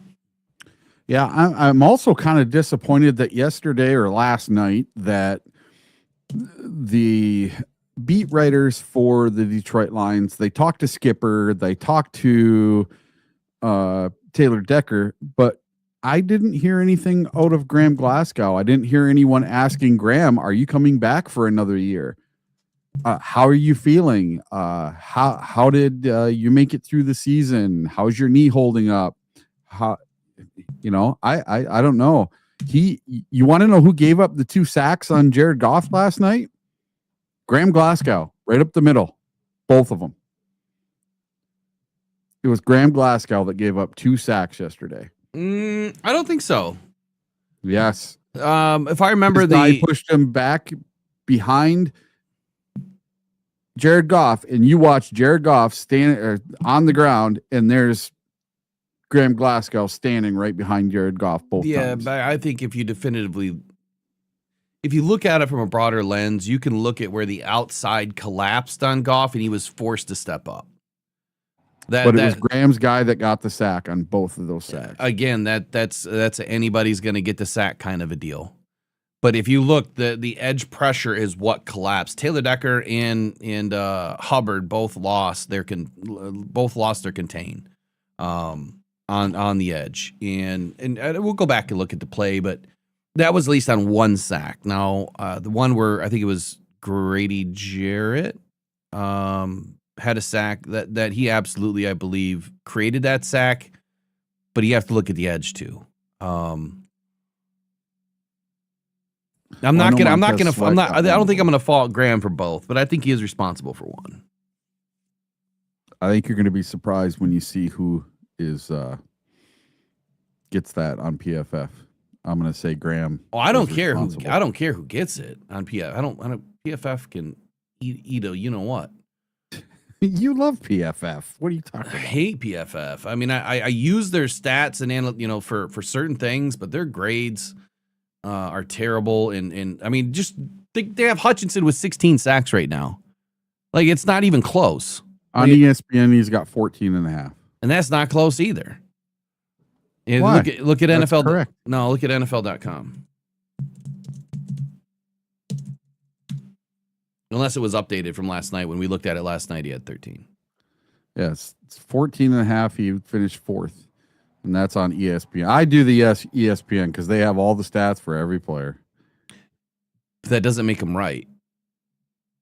It doesn't make him accurate. NFL.com is what's going to be recorded. So they did update it. He does have 14.5 now.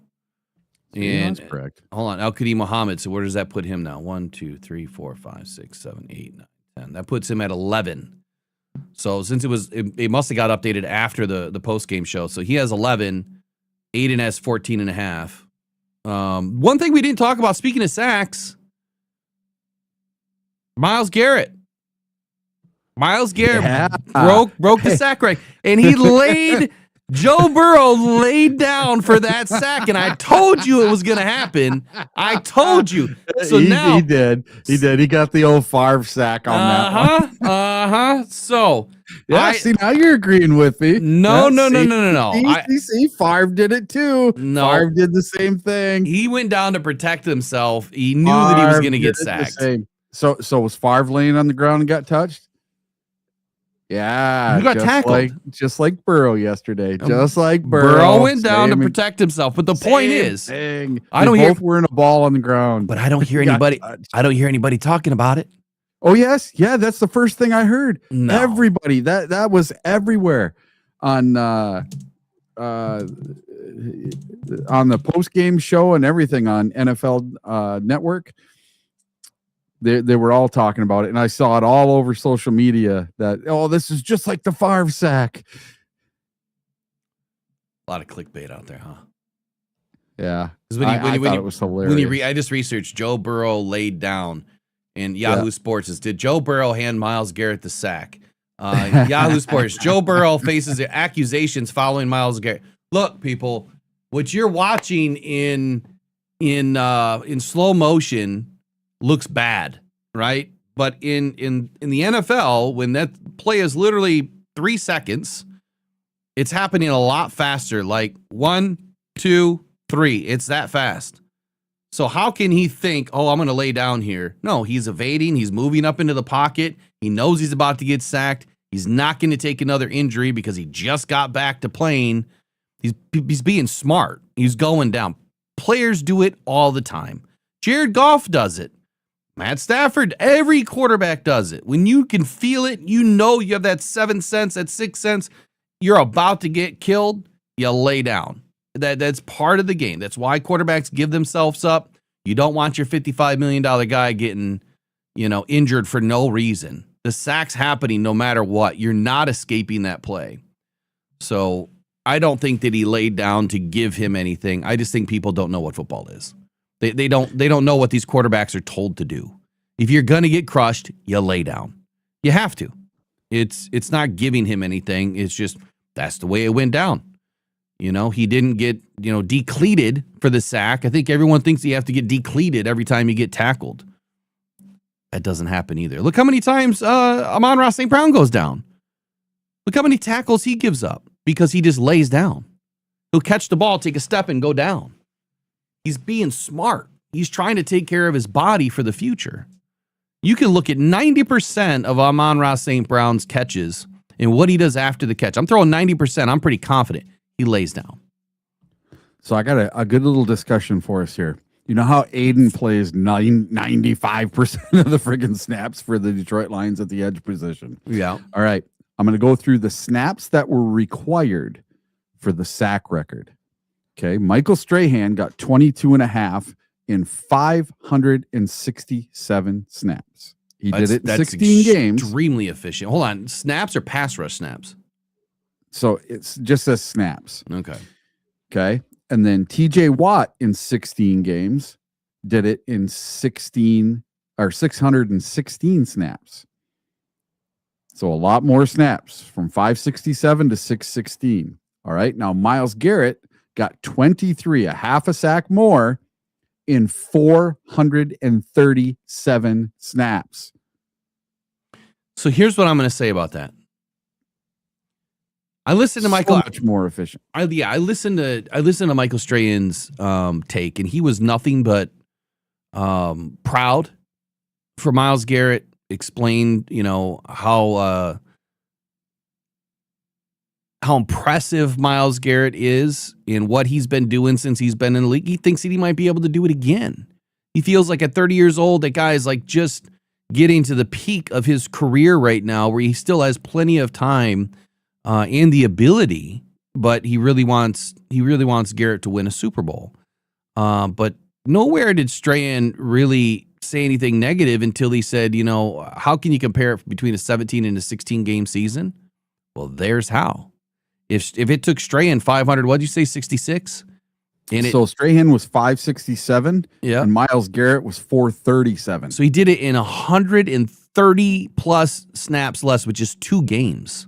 So he did it in 15 games, not 16 games.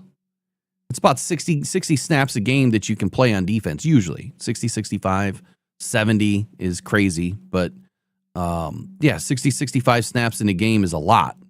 And the fact that he did it in 437, or 430, whatever the number is, it's super efficient. Extremely efficient. So, I mean, what's the numbers again? What's the 430? Yeah. So for 437 snaps to get 23 sacks. 437. That is a sack every half a snap. Every what? No, I'm sorry. Every half a snap. Hold on, I did that wrong. Maybe every 5. Yeah, hold on. I did that wrong. I know. 437 divided by 23. Snaps. Yeah. Every 19 snaps, he's getting a sack. So it's about 20%. But here's what I want to do. I want to know how many pass rush snaps he had. Because that'll tell you how many opportunities he had at actually getting after the passer. That's what I want to know. That I don't know. Well, I'll tell you in just a moment. If he had 437 overall, I'm willing to bet 50-50. 50 were on pass rush, 50 were on run defense. Pass rush snaps. Wow. Actually, I don't know where you're getting your snaps from. Where'd you get your snap count from? It was off of one of the beat reporters. Put that out. I don't know where they got that from. Because he had 869 snaps. And how many of them was that pass rush snaps? No, 507 were pass rush. 507. But 869 overall. So the question is, how many of Strahan's were pass rush snaps? Yeah. So you can wipe away everything I just said, whoever put that out there. According to PFF, he had 869 snaps this year, 362 on the run, 507 against the pass. This is stupid. That's still pretty damn efficient. PFF has him with 25 sacks. The record's 23, not 25. See, that's PFF. why I don't like PFF. They're so freaking off. That's why I don't like PFF right there. ESPN's way better. Now let's go to the... I'm going to look up Myles Garrett on there. All right, according to Pro Football Reference, which they're usually pretty accurate, Let's see.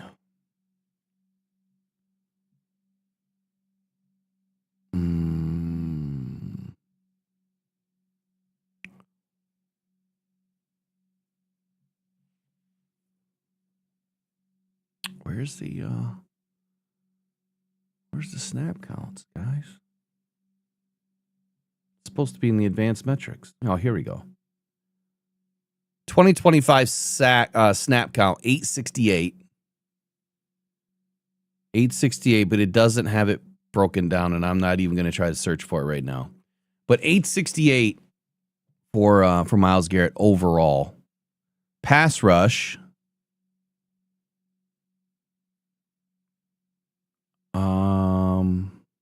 They don't have it separated.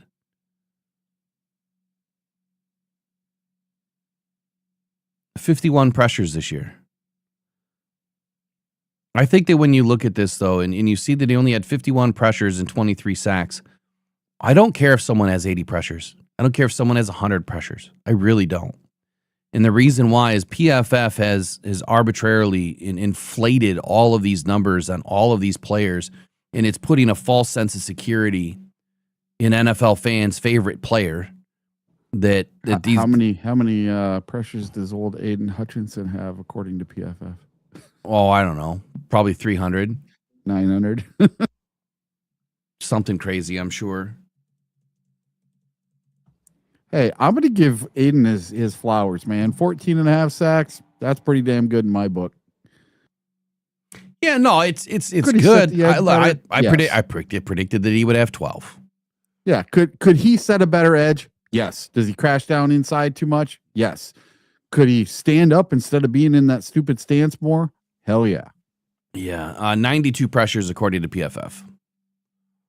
Wow. And Way more than 15 Myles. sacks according to PFF because they round up.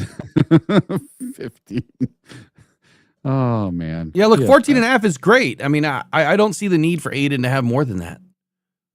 You know, unless they're coming on third down and you're flipping the field, like, okay, great. I would rather give up a sack and set a strong edge to your point there and stop the run. And I think that is his biggest weakness. I mean, when you look at Aiden's tackling grades, this season, according to PFF, goes from a 69. I go from week 1 to 18. 69.6, 27.8, 72.6, 26.5, 74.3, 31.3, 71.7, 38.5, 25.7, 72.9, 75.1, 74.5, 28, 73, 72.8, 75.3. Hey, Will. Yay, Eric. Does PFF give like an overall grade for the season on these guys? Yeah.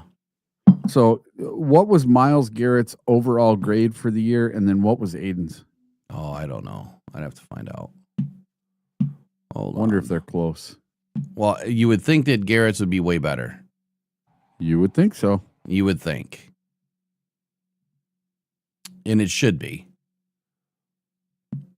And it's not just because of sack numbers. Well, Myles is going to be an all-pro this year. He better be. Yeah. Overall grade for Myles Garrett, 92.7. Overall grade for Aiden Hutchinson, 91.5. So they're kind of close. But this is what doesn't make any sense to me. A 92.7 for Myles Garrett includes a 82.5 against the run. Aiden has a 68.4 against the run. So you're talking, 18 points difference. Tackling, Myles Garrett is a 77.5. Aiden is a 43.8. 30-point difference. Pass rush, 93.3 to 91.9. Coverage, 60.6 for Myles, 72.9 for Aiden. What I don't understand is if you were to take all four of those numbers, run defense, tackling, pass rush, and coverage, add them all up and divide it by 4, it does not come up to anywhere close to their overall number. So the question is, what percentage weighted value are you giving to each one? And I would say for a defensive end that run defense, tackling, pass rush should all be equal and coverage should be the least. So I would probably be putting a, 30% on run defense, 30% on pass rush, 20%, 30% on tackling, 10% on coverage. That's how I would weight it, at least right now, looking at it, because I think that those are the three most important statistics for any defensive end. Run, pass rush, tackle. Like, that's your job. Your job's not coverage. I like the chat. Believing in PFF is like believing in Santa Claus. What do you mean? There's no Santa Claus?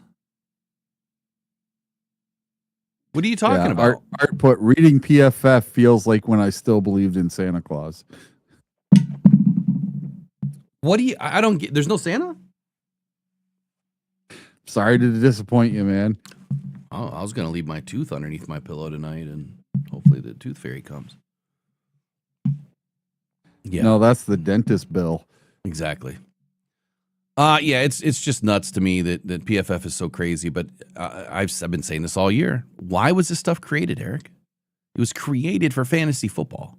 It was created to sell you a pipe dream. It was created to sell you on the NFL. Because if you go back 20 years and you look at the stats that they had before PFF, before Fantasy Pros, before 33rd Team, before Next Gen, and you look at those are the freaking stats that matter. And if you look at what they would consider a pressure, it was like 3 or 4 things back then. And now there's like 18 different ways to pressure. If you use your left foot first before your right, you know what I'm saying? It's like, come on. Just pushing a guy back 1 yard into the pocket is a pressure now. That is the stupidest thing that I've ever read when I started reading how they calculate pressures. That's not pressure. Pressure is forcing a quarterback off his spot. Pressure is forcing a quarterback to make an errant throw, right? Pressure is forcing a quarterback to, fumble the football. Missing his target.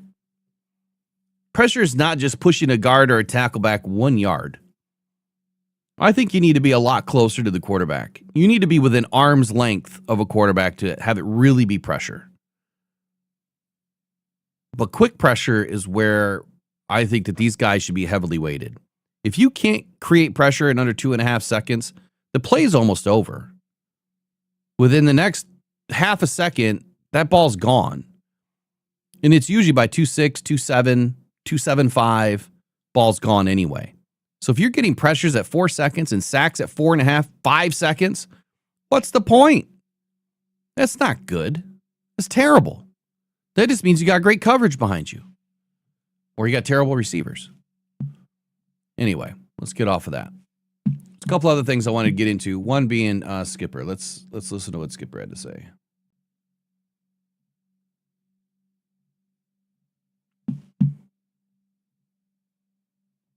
Probably help if I unmuted it.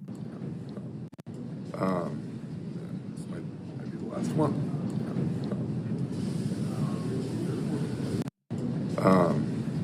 This might be the last one. Comes a time with all those that we're done. I got some medical stuff that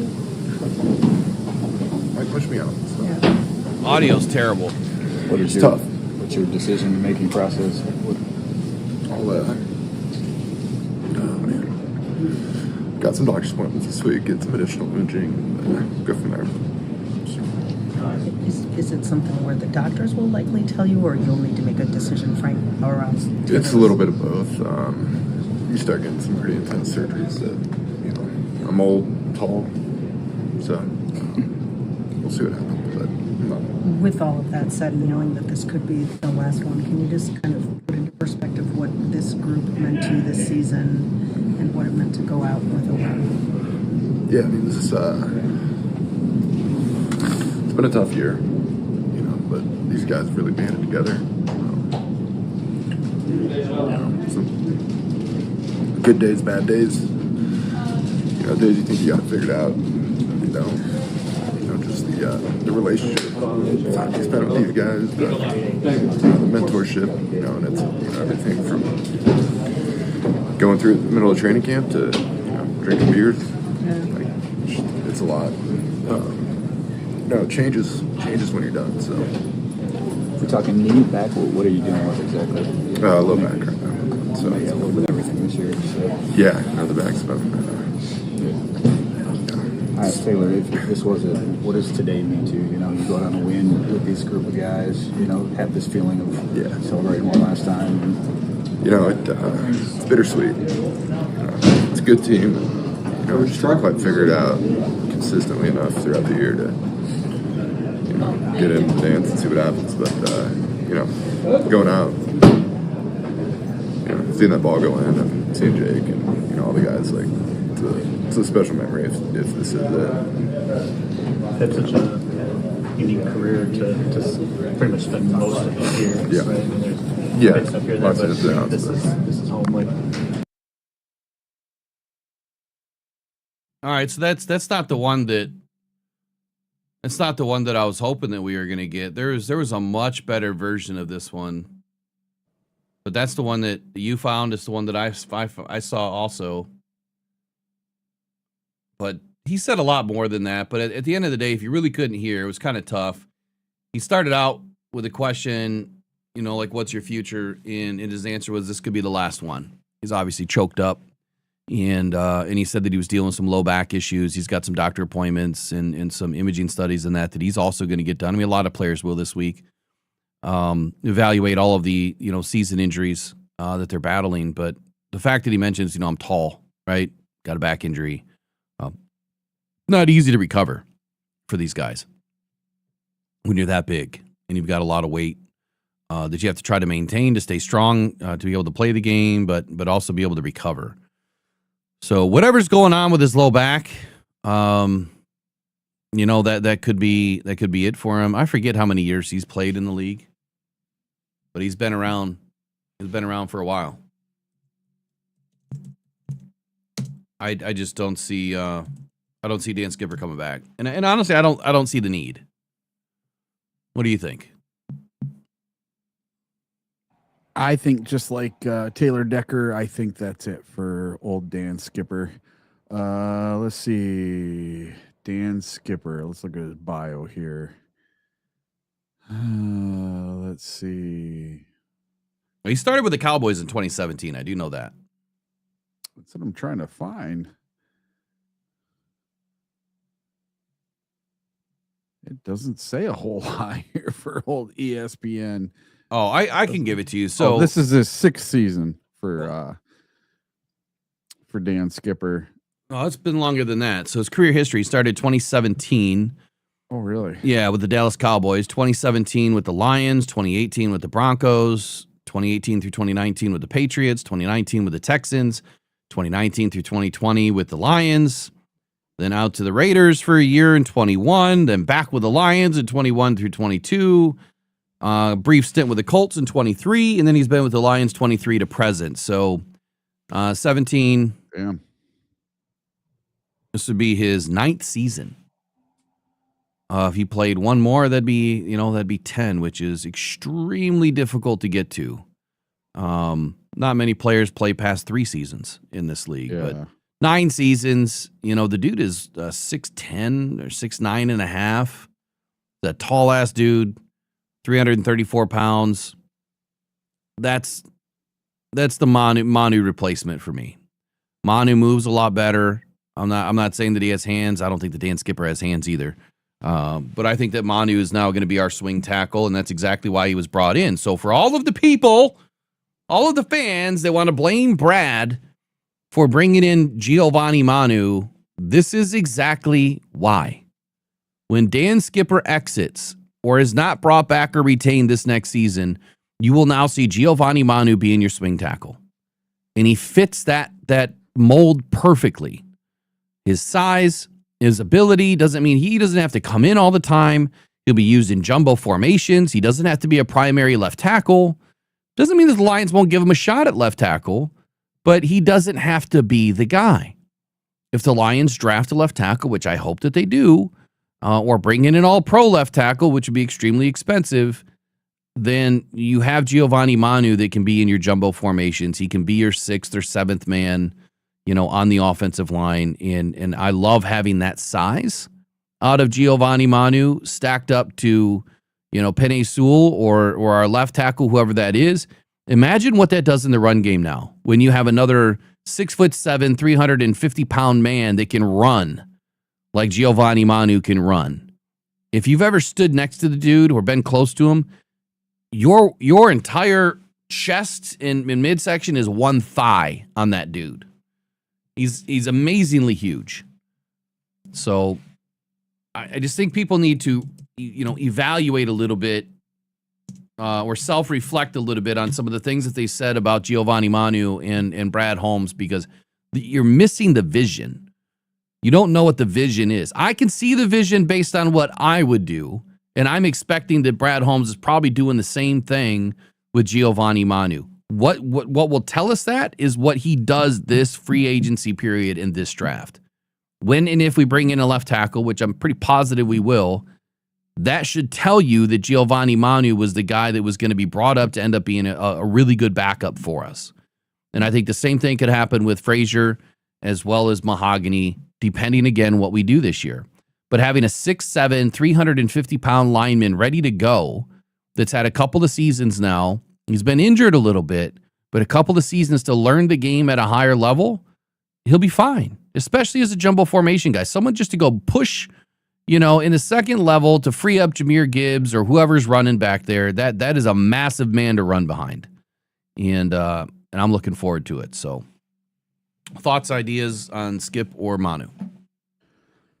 Yeah, I think that's it for Skip. I think that's the end. And hey, he had a great career. How many times did he get cut and brought back? He was great on Hard Knocks. Man, Skip was great on there. And then, Skipper reported in the Dallas game, and every time Skip reports, as eligible, the whole crowd goes crazy.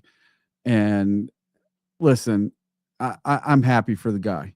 I'm happy he had a good career. I'm happy he was able to stick around and make the 53 the last couple years. And this year he didn't make the 53. He ended up being on the practice squad, and we had to bring him up because of Manu getting hurt. We thought Manu was going to be his replacement this year. And he probably would have been. He probably would have been, but Manu got hurt, and Skipper probably would have been on the practice squad all year had our offensive line stayed healthy. And Manu, I think he's going to be just fine. And I think that's exactly what he is. He is that Dan Skipper replacement. Body type, huge, tall guy, same thing, but way more athletic. So I think that is the perfect replacement for Skipper. Now, that's exactly what you need to do. You need to go out and draft the best left tackle in this draft. Yeah, I just hope it all works out, for how we're able to draft. But Giovanni Manu, he ran a 4.96 second 40-yard dash. 4.96 at 6'70", 350 plus pounds. 6'70", 6'7", 350 plus pounds. 4.96 second 40-yard dash. 33.5 inch vertical for a dude that size. And how long are his arms? I think they're 35 inches. I think they're 35 inches. Yeah. Size-wise, I mean, he's like 34 inches. If you built a left tackle in,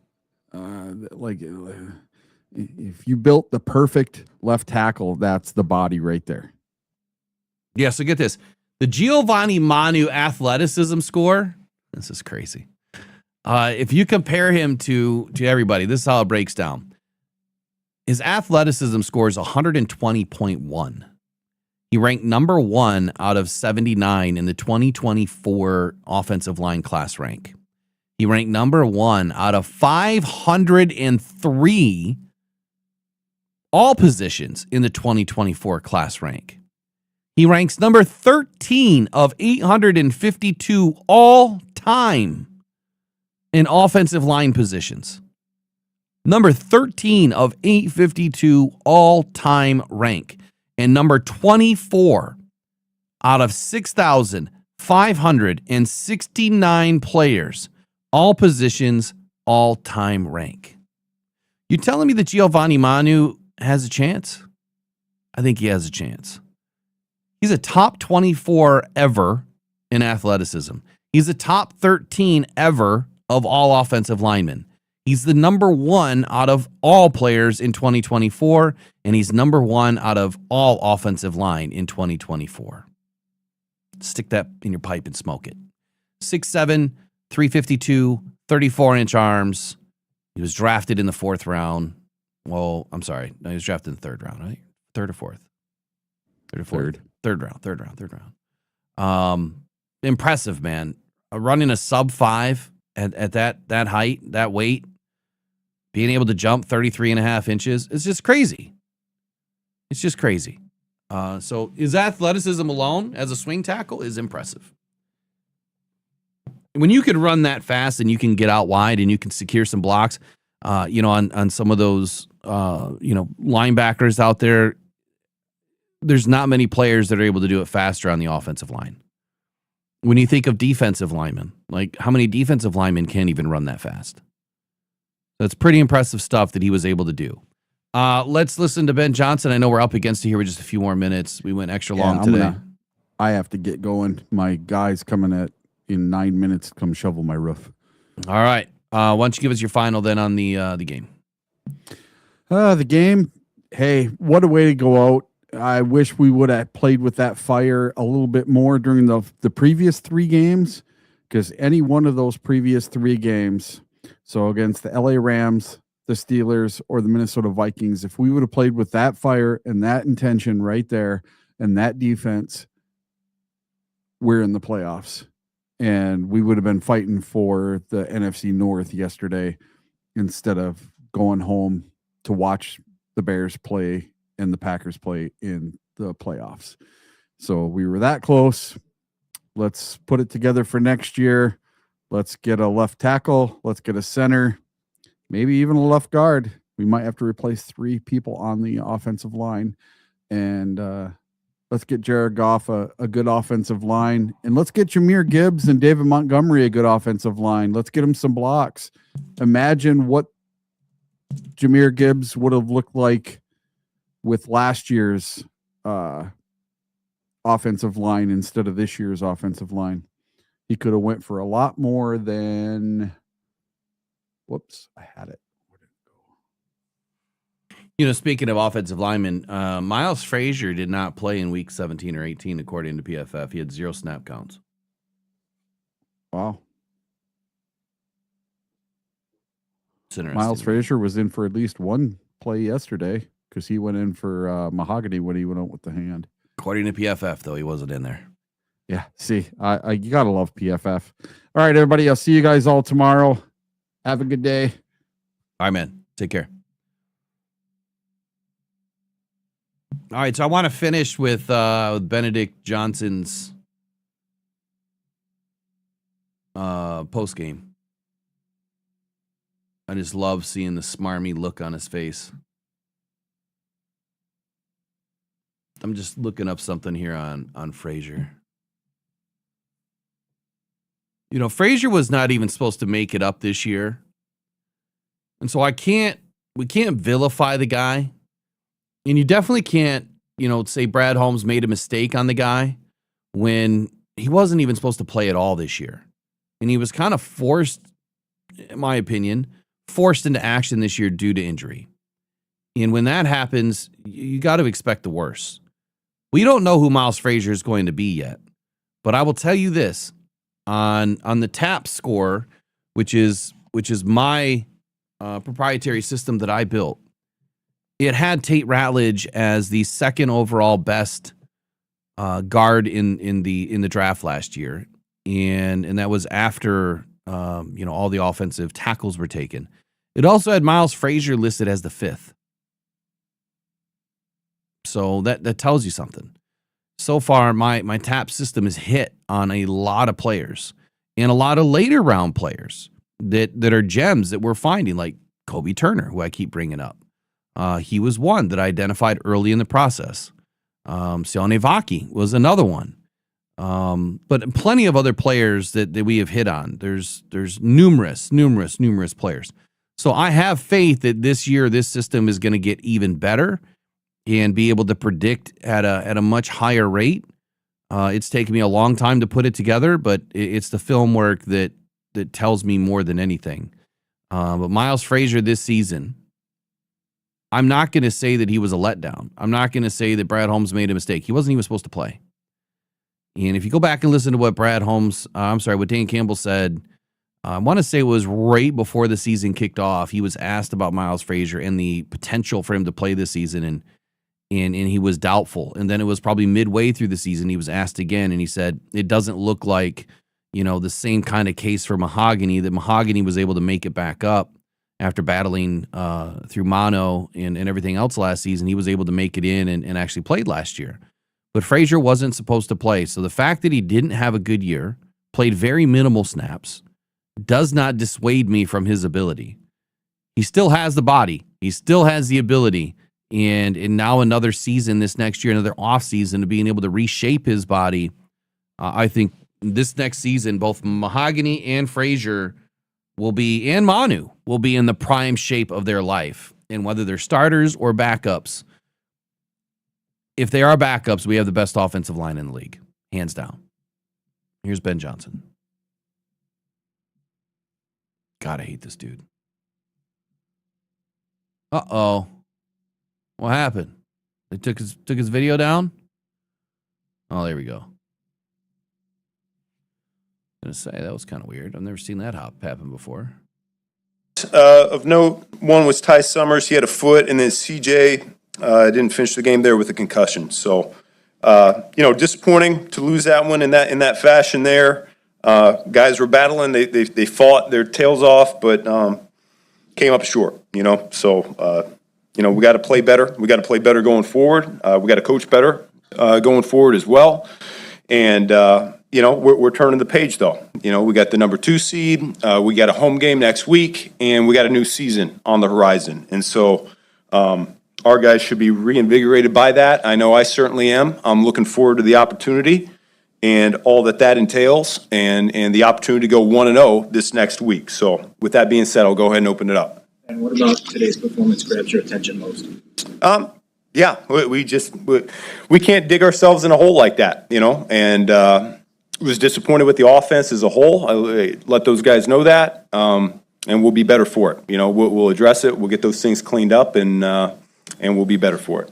Ultimately, as you mentioned, this doesn't cost you with seeding. What was your messaging for the guys in there? That we're quickly turning the page here. Everyone's disappointed. I appreciate, like I said, their effort. Some teams, they rest their starters. We don't. We play football, and we felt like it was really important that we were playing our best ball here today, and we didn't get that job done. And so we're quickly turning that page, and now we got a home game coming on up, and there's a way to win this next game, and that's what we're going to be solely focused on. 4-5 with 1:55 left. Did you consider going for it? Yes, I did. Why did you punt? Because we had 3 timeouts, and we felt like we were going to get the ball back. And you guys had two games against Green Bay that were just as tight as you could possibly have. How did you feel about the way that series went this season? The 2 games against, good opponent, and I think we're fairly evenly matched. Got a lot of respect for how well they're coached. I have a lot of respect for the talent level that they have in that building, and I'd expect it to be another exciting game. And what was your sense for why the offense took as long as it did to get rolling? Yeah, that's a great question, and that's one that we'll have to take a look at the tape and figure out why that was. I didn't feel like it was one of our more elaborate plans. I thought it was one of our simpler plans, and so we need a better job executing it and coaching it up. Having a chance to review it, Caleb's interception, what did you see on that? Yeah, the guy made a heck of a play. How do you flip the script so quickly to a new season? I mean, this is a brand new season. Yeah, that's the name of the game here, though. I mean, we're quickly transitioning. We're locked in. The stakes are a lot higher here going forward. We can't afford to have a phase, one of our 3 phases, play like we did today, and so we're going to have to pick it up. And like I said, I get fired up just thinking about it right now, and I know our guys are too. When You say the one phase, the offense? Yeah, in particular, I was not pleased with the offense today. When you say simpler game plan, were you holding back at all? Nope. What were you least pleased with offensively when you think about it initially? The points. Only scored 16. How much time, Ben, do you even spend correcting this game because you have such a turnaround? Yeah, but we don't know when we're playing yet, but it's a normal game week, and we always have plenty of time to make our corrections. And we spent a few weeks talking about Colston and the way he's come on. He's clearly become a big down guy for you. When you're in those moments, third down, fourth down, what have you seen from him that's made him so reliable? Yeah, he knows what to do. He's got outstanding hands. He works his tail off. He's usually the first one on the practice field. He's usually the last one to leave. And so there's just been an immense trust level, and his route tree has grown accordingly.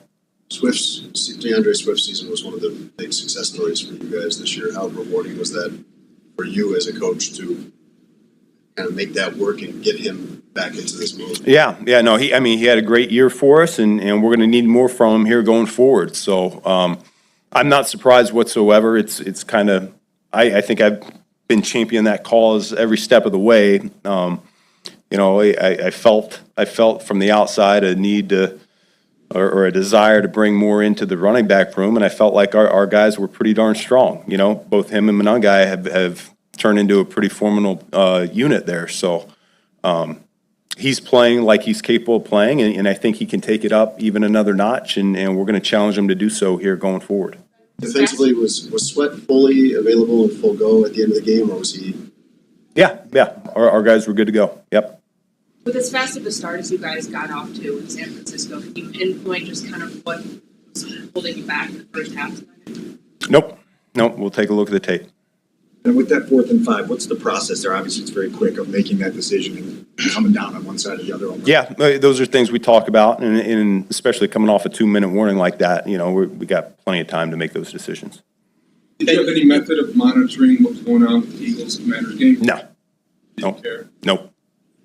You talked about trying to avoid 2 losses going into the postseason. What do you do this week to flip the script and to get back on track here? Yeah, I let them know that it's a new season, so we're starting fresh right now, and if we want to make the most out of this new season, we need to go on a 4-game winning streak, which we've done twice already this year.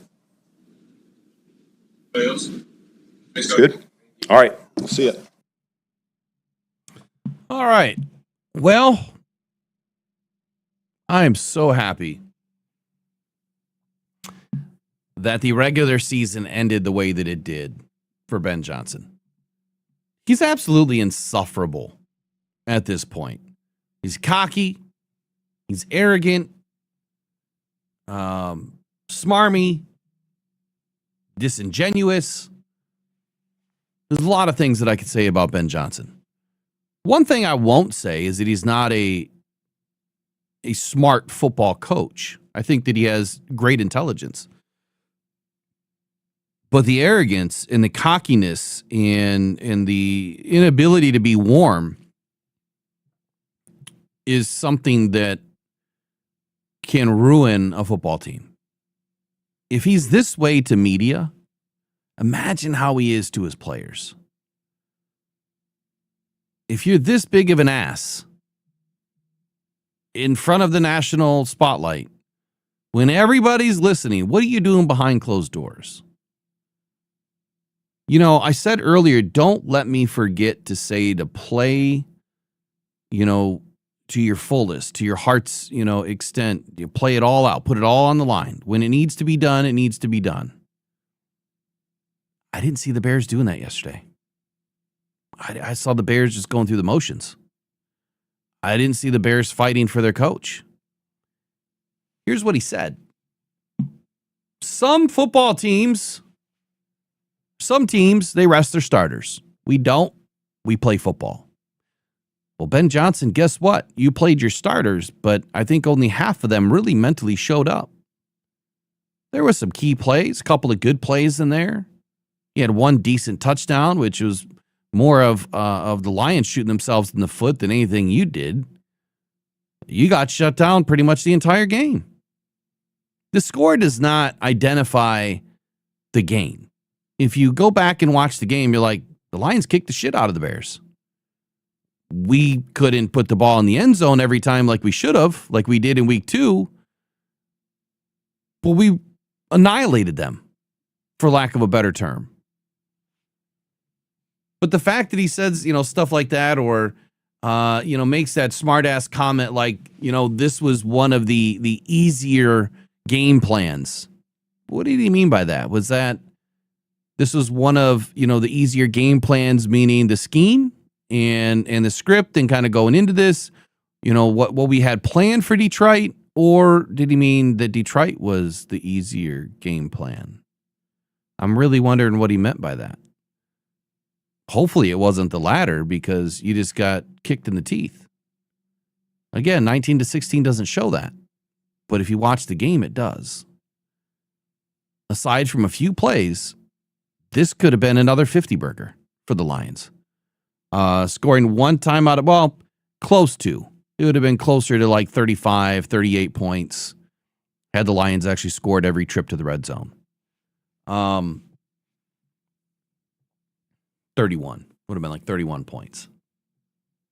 But it's just the insufferable nature that Ben Johnson and his little beady eyes, it just gives me the creepy crawlies when I think about Ben now. Like, I used to appreciate everything that he did in Detroit. I called him a mixologist, right? I thought they did a great job at calling plays. But I never realized how big of an asshole this guy really is. Because he was an absolute ass last night. And this isn't the first time. It happened the first time in week 2, but it's happened throughout the year. The fact that he thinks that he's going to lose 2 in a row and then he's going to head into the playoffs and win 4 in a row? Dude needs to wake up. Your guys didn't even fight for you last night. Period. One of the biggest statements that I saw from a Bears fan was this. Ben Johnson did not want to come to Chicago to coach the logo.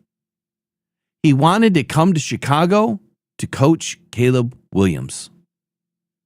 And he said as much when in one of his opening press conferences in Chicago, where that he threw Jared Goff under the bus and said, I've been, never been a part of having a quarterback that can make plays, off schedule and with his legs and, blah, blah, blah, blah, blah. I've always been on the other side of that and watching your defense get crushed by it. I don't know what defense he was a part of, but the Lions have not allowed mobile quarterbacks to do anything in the last 3 seasons. This is probably the worst season we had against the run game, but we still didn't allow any dual threat quarterbacks to do anything. So for all those fans that want a dual threat quarterback, it doesn't work against every team. And if you're facing a defense like the Lions in the playoffs, it's not going to work. Had we been at full strength, it's definitely not going to work. Caleb Williams didn't do shit last night. He had a couple of passes that opened up his stats. I think he finished with 202 on the night or 212 or something like that. But I am going to have a new shirt. I am going to update all the merch. I'm going to slim it all down. But I am going to have a new shirt available for Lions fans that would just love to rub it in that Caleb Williams didn't finish with 4,000. And all it's going to say is 3942. That's all it's going to say. And Lions fans will know what it means. I'm sure they'll say something else on, underneath it. But 3942, that's what Caleb Williams finished with this year. And I just got to say, for the idiot stalker guy that harasses me all the time, I'm glad I pissed in your Cheerios this morning, buddy. I'm glad that I got it right about Caleb Williams. He's a choke artist. I don't care that the Bears are in the playoffs. I mean, yeah, it burns me up. I'm more disappointed in the Lions because they should have beaten the Vikings and the Packers at least once. Because they should have beaten the Kansas City Chiefs had the refs not been involved in the game. Right? They should have cleaned up their act against, teams that they lost to. Campbell, one play away here or there. Yeah, you're right. Too many games it went that way. So I'm more disappointed in what the Lions did this year. The Eagles, how do you lose 16-9 against the Eagles? That was a perfect opportunity to strike. The Eagles were not playing well. The weather was junk. That is when you needed to play to your best. And last night with Hubbard in at right tackle, Taylor Decker, a shell of himself. Mahogany clearly beat up. Graham Glasgow hasn't played great football in a while. And a rookie in Tate Ratledge, that offensive line had one of its best games in 4, 5, 6 weeks, it seemed. They fought for their coach. But we should have done it against the Eagles. When the defense did enough in that game to restrict the Eagles from scoring, we should have done it. We should have done it against the Rams. Just one more play. One more stop. And the Lions win that game. The Steelers. A game that we shouldn't have lost. And now the Steelers, they clinched the AFC South. Because they beat the Lions and then they win in the last game of the year. And I think a team lost. The Steelers are AFC South champions. Aaron Rodgers is getting a chance in the playoffs. But the Lions aren't. Too many games that the Lions lost, and I'm going to tell you that the sun is it's more bright than it is dim for 2026. How many games did we lose by less than a touchdown? Well, let's take a look.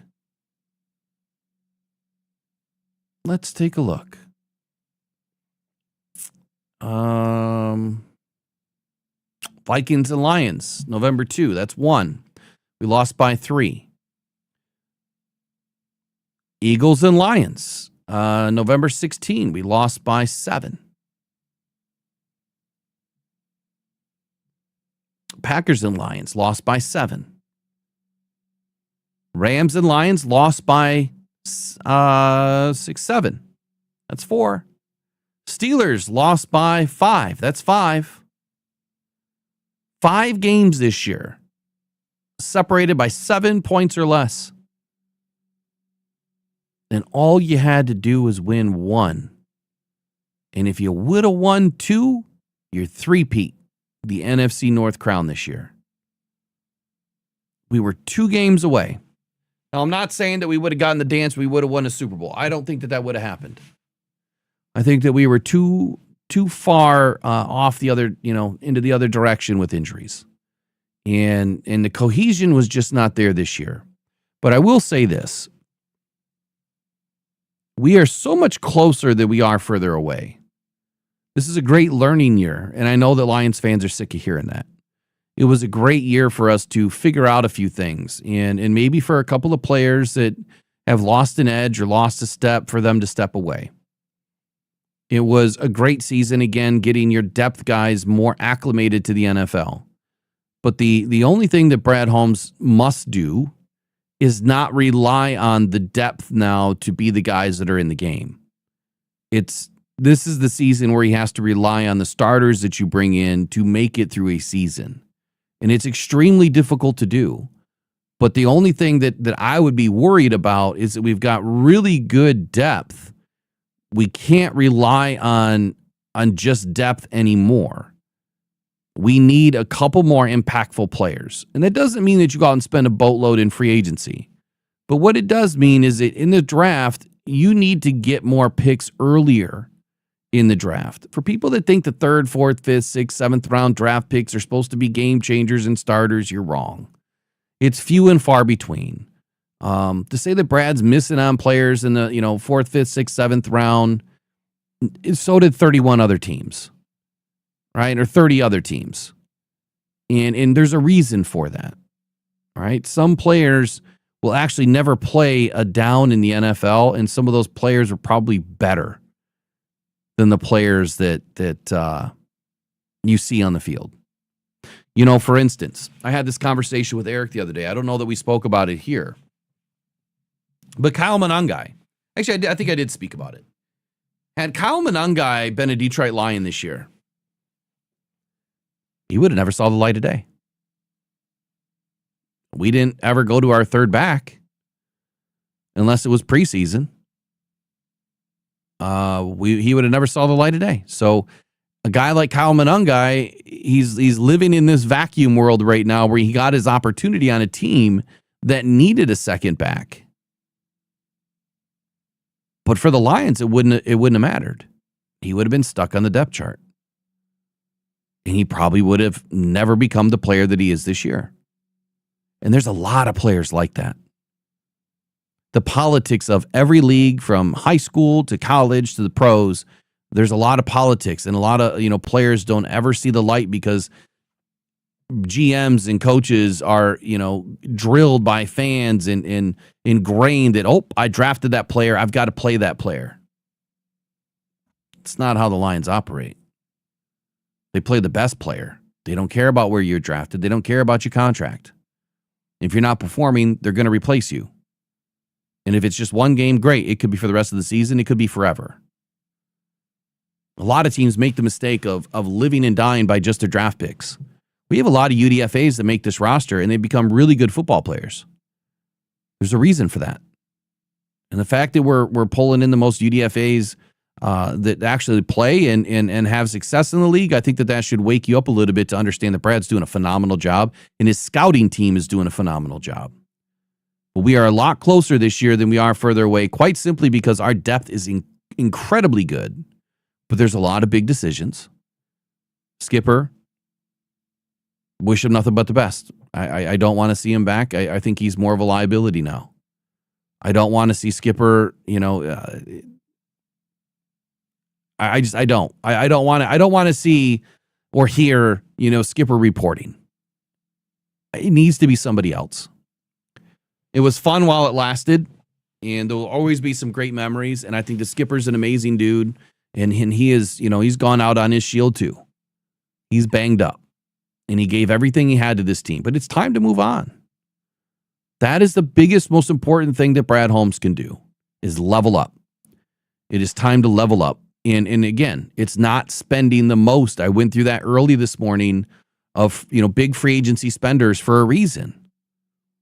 There's only 4 teams in the top 12 of biggest spenders in free agency that are in the playoffs. 4.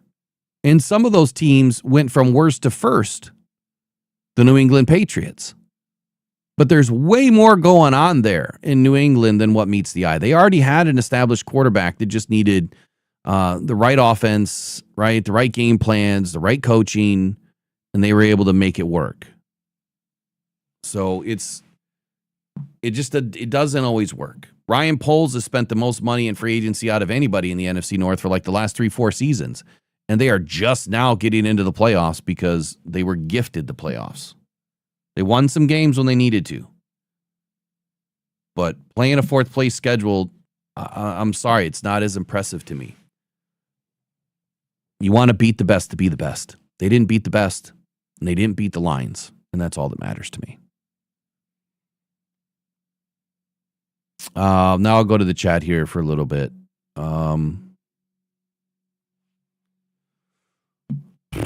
Let's see here. Let me just wind back a little bit. If you asked something earlier and you want it answered now, or at least have a conversation on it now, go ahead and repost it.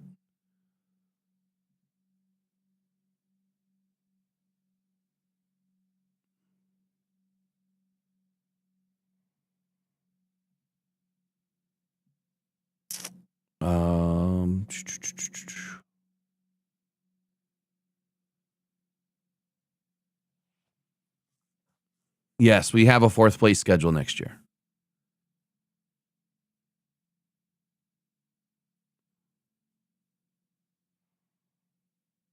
I like this one. A lot of fans act like they have a say in what GMs and coaches do with their teams. Yeah, they definitely don't. JC says, we'll give a big name that you think we move on from. And I'll just throw this out to everybody that has like a weird, funny name. You know that you can change your name, right? You can go into YouTube and change it to whatever you want it to be. You can get rid of all the numbers. You can capitalize it. You can do anything you want.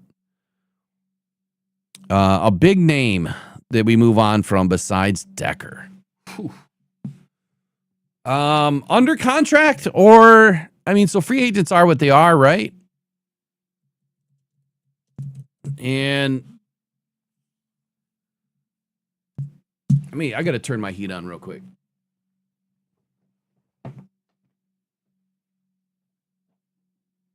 Helpful if I knew where my remote was.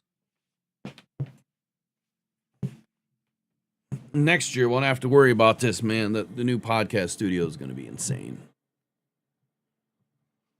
If you remember that photo I shared, that's the idea. It's going to be like a speakeasy.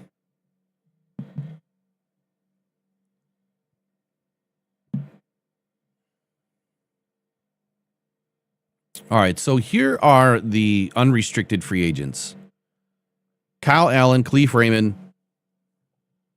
Shane Zylstra, Ferksker, Skipper, Owasika, Cologne, Jamarco Jones, DJ Reader, Roy Lopez, Levi Onzarike, Marcus Davenport, Elkadim Muhammad, Josh Pascal, Alex Anzalone, Malcolm Rodriguez, Grant Stewart, Zach Cunningham, Ezekiel Turner, Amik Robertson, Rock Yassin, Arthur Mollett, Avante Maddox, Daniel Thomas, Jalen Mills. The restricted free agents. Tom Kennedy, Tyrus Wheat, Trevor Nowaski. Exclusive rights free agents. Jacob Sailors, Michael Neese, Nick Whiteside, Jake Bates. Street free agents. CJ Beathard, Jabari Small, Jackson Meeks, Malik Cunningham, Giovanni Ricci, Zach Horton, Mason Miller, Chris Hubbard, Devin Cochran, Chris Smith, Miles Adams, Pat O'Connor, Ahmed Hassanin, Keenan Garber, Lauren Strickland, DeMonte Kazee. It's crazy that Ahmed Hassanin is a free agent next year. With all that, I mean, honestly, there's probably a handful of names. If I were to go through all of these, which we plan on doing later in the week, so this would just be real quick. If I were to go through and just pen which ones I think will stick around, the first one is Ahmed Hassanin. He's going to stick around. At least through the 90-man. Jackson Meeks, he'll probably stick around through the 90-man. I'm surprised that Miles Adams didn't get more play this year. Like, I'm a little pissed about that one, honestly. Jacob Sailors will stick around. Jake Bates will stick around. Tyrus Wheat, Trevor Nowaski, they'll both stick around. Just 90-man. Unrestricted free agents, this is where it gets dicey.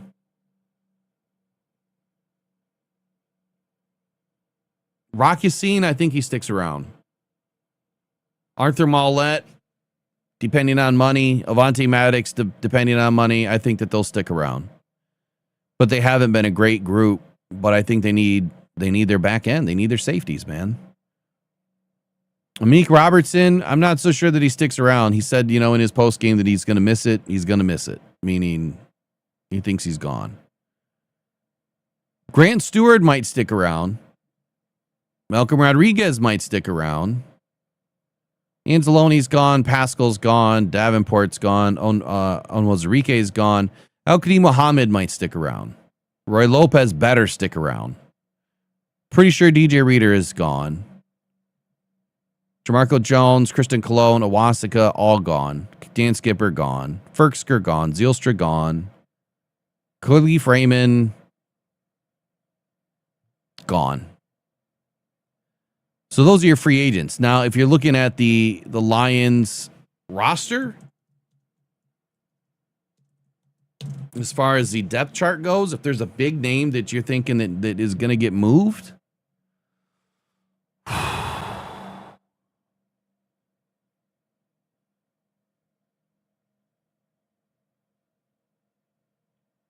and not retired.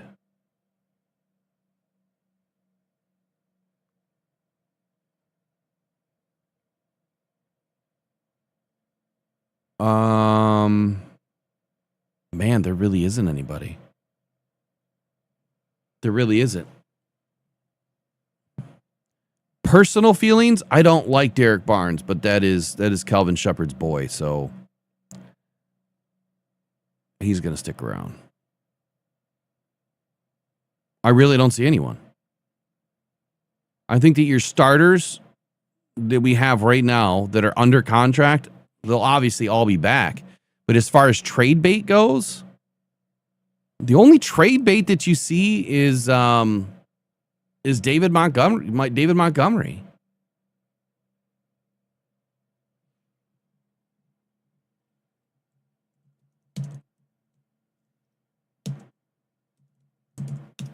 He's the only one. He's signed through next year. Or is he extended through 27? He might be extended through 27.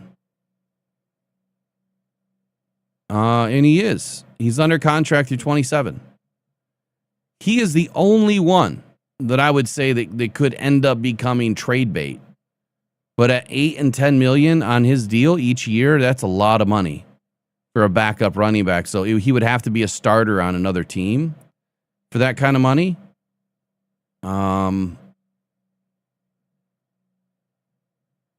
Yeah.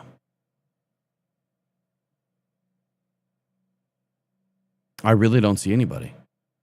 I mean, what are you going to do? Trade Jameson Williams? I don't see that happening. I don't. Not right now. Graham Glasgow, I think he's under contract. He might be the biggest one. But then again, if Graham Glasgow, let me see how much he's getting paid this year. He's making $8.4 million. That's a lot of money.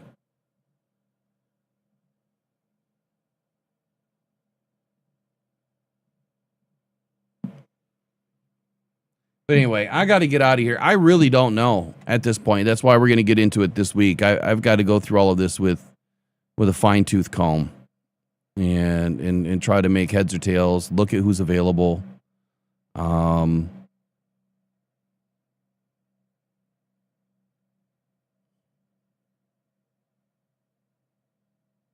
Most important need for the Lions, I've gone over that multiple times. Most important need is offensive line.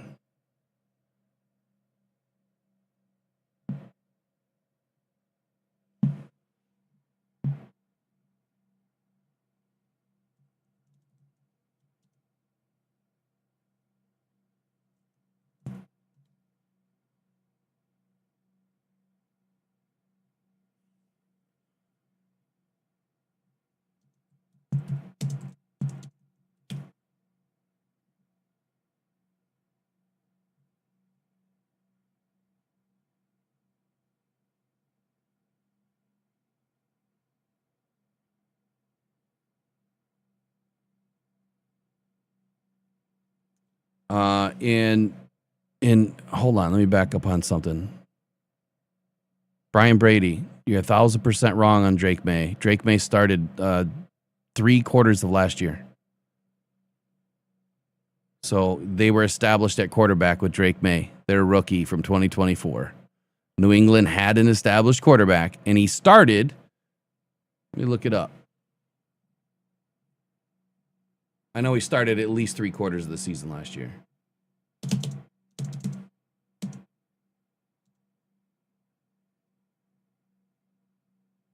Drake May started week 6, 7, 9, 10, 11, 12, 13, 15, 16, and 17 of 2024. So I don't know why you got to constantly just be a drag. Constantly.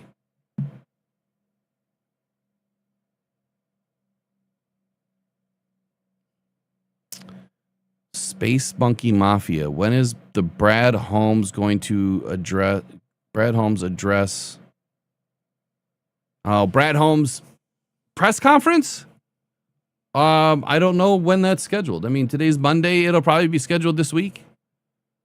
I have no idea. I don't know when his schedule is. But it'll be reported, I'm sure, soon.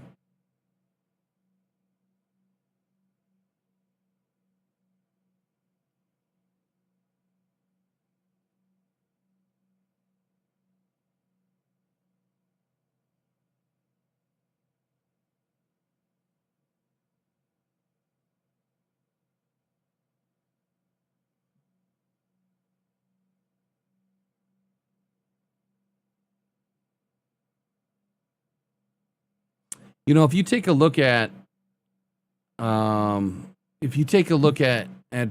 Lions players under contract, close out some things here. This will be the last thing I say.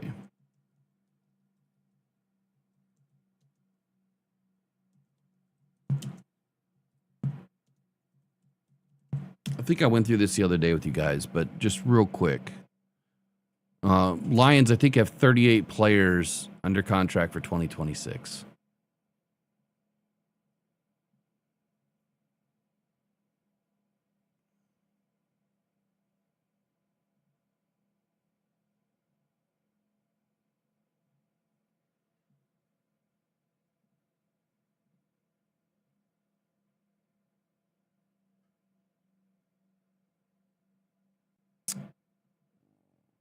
I got to sign in, of course.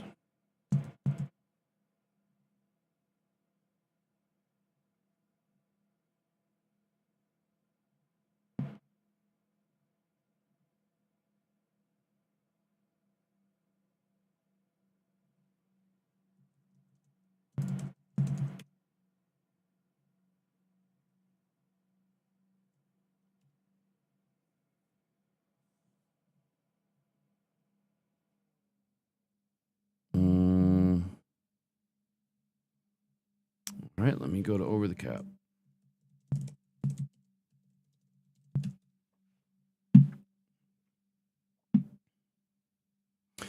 Yeah, for 2026, the Lions have 38 players. So out of these 38 players, you know, like DJ Reader's gone. I don't even know why he's listed.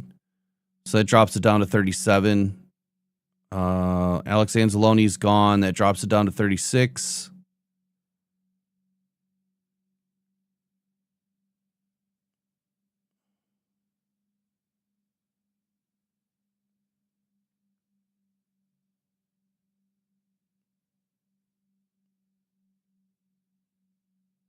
Yeah, 36 players.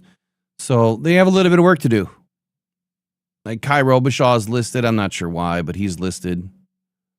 I don't know why he would be under contract for this year. So I would say the Lions have about 35 players. So that gives us 15, 18 players that the Lions need to sign between now and next year. You're going to get 7 out of the draft. You're going to get some of our guys coming back, and the rest are going to come from free agency. So it's not as bad as what we really thought it was going to be. The big number right now is the $19.999 million that Brad Holmes gets to roll over into 2025. That's the number. That's exactly why Brad Holmes didn't do anything at the trade deadline, because we need that $20 million to roll over to 26, where we're only showing $4.3 million in cap space effectively right now in 2026.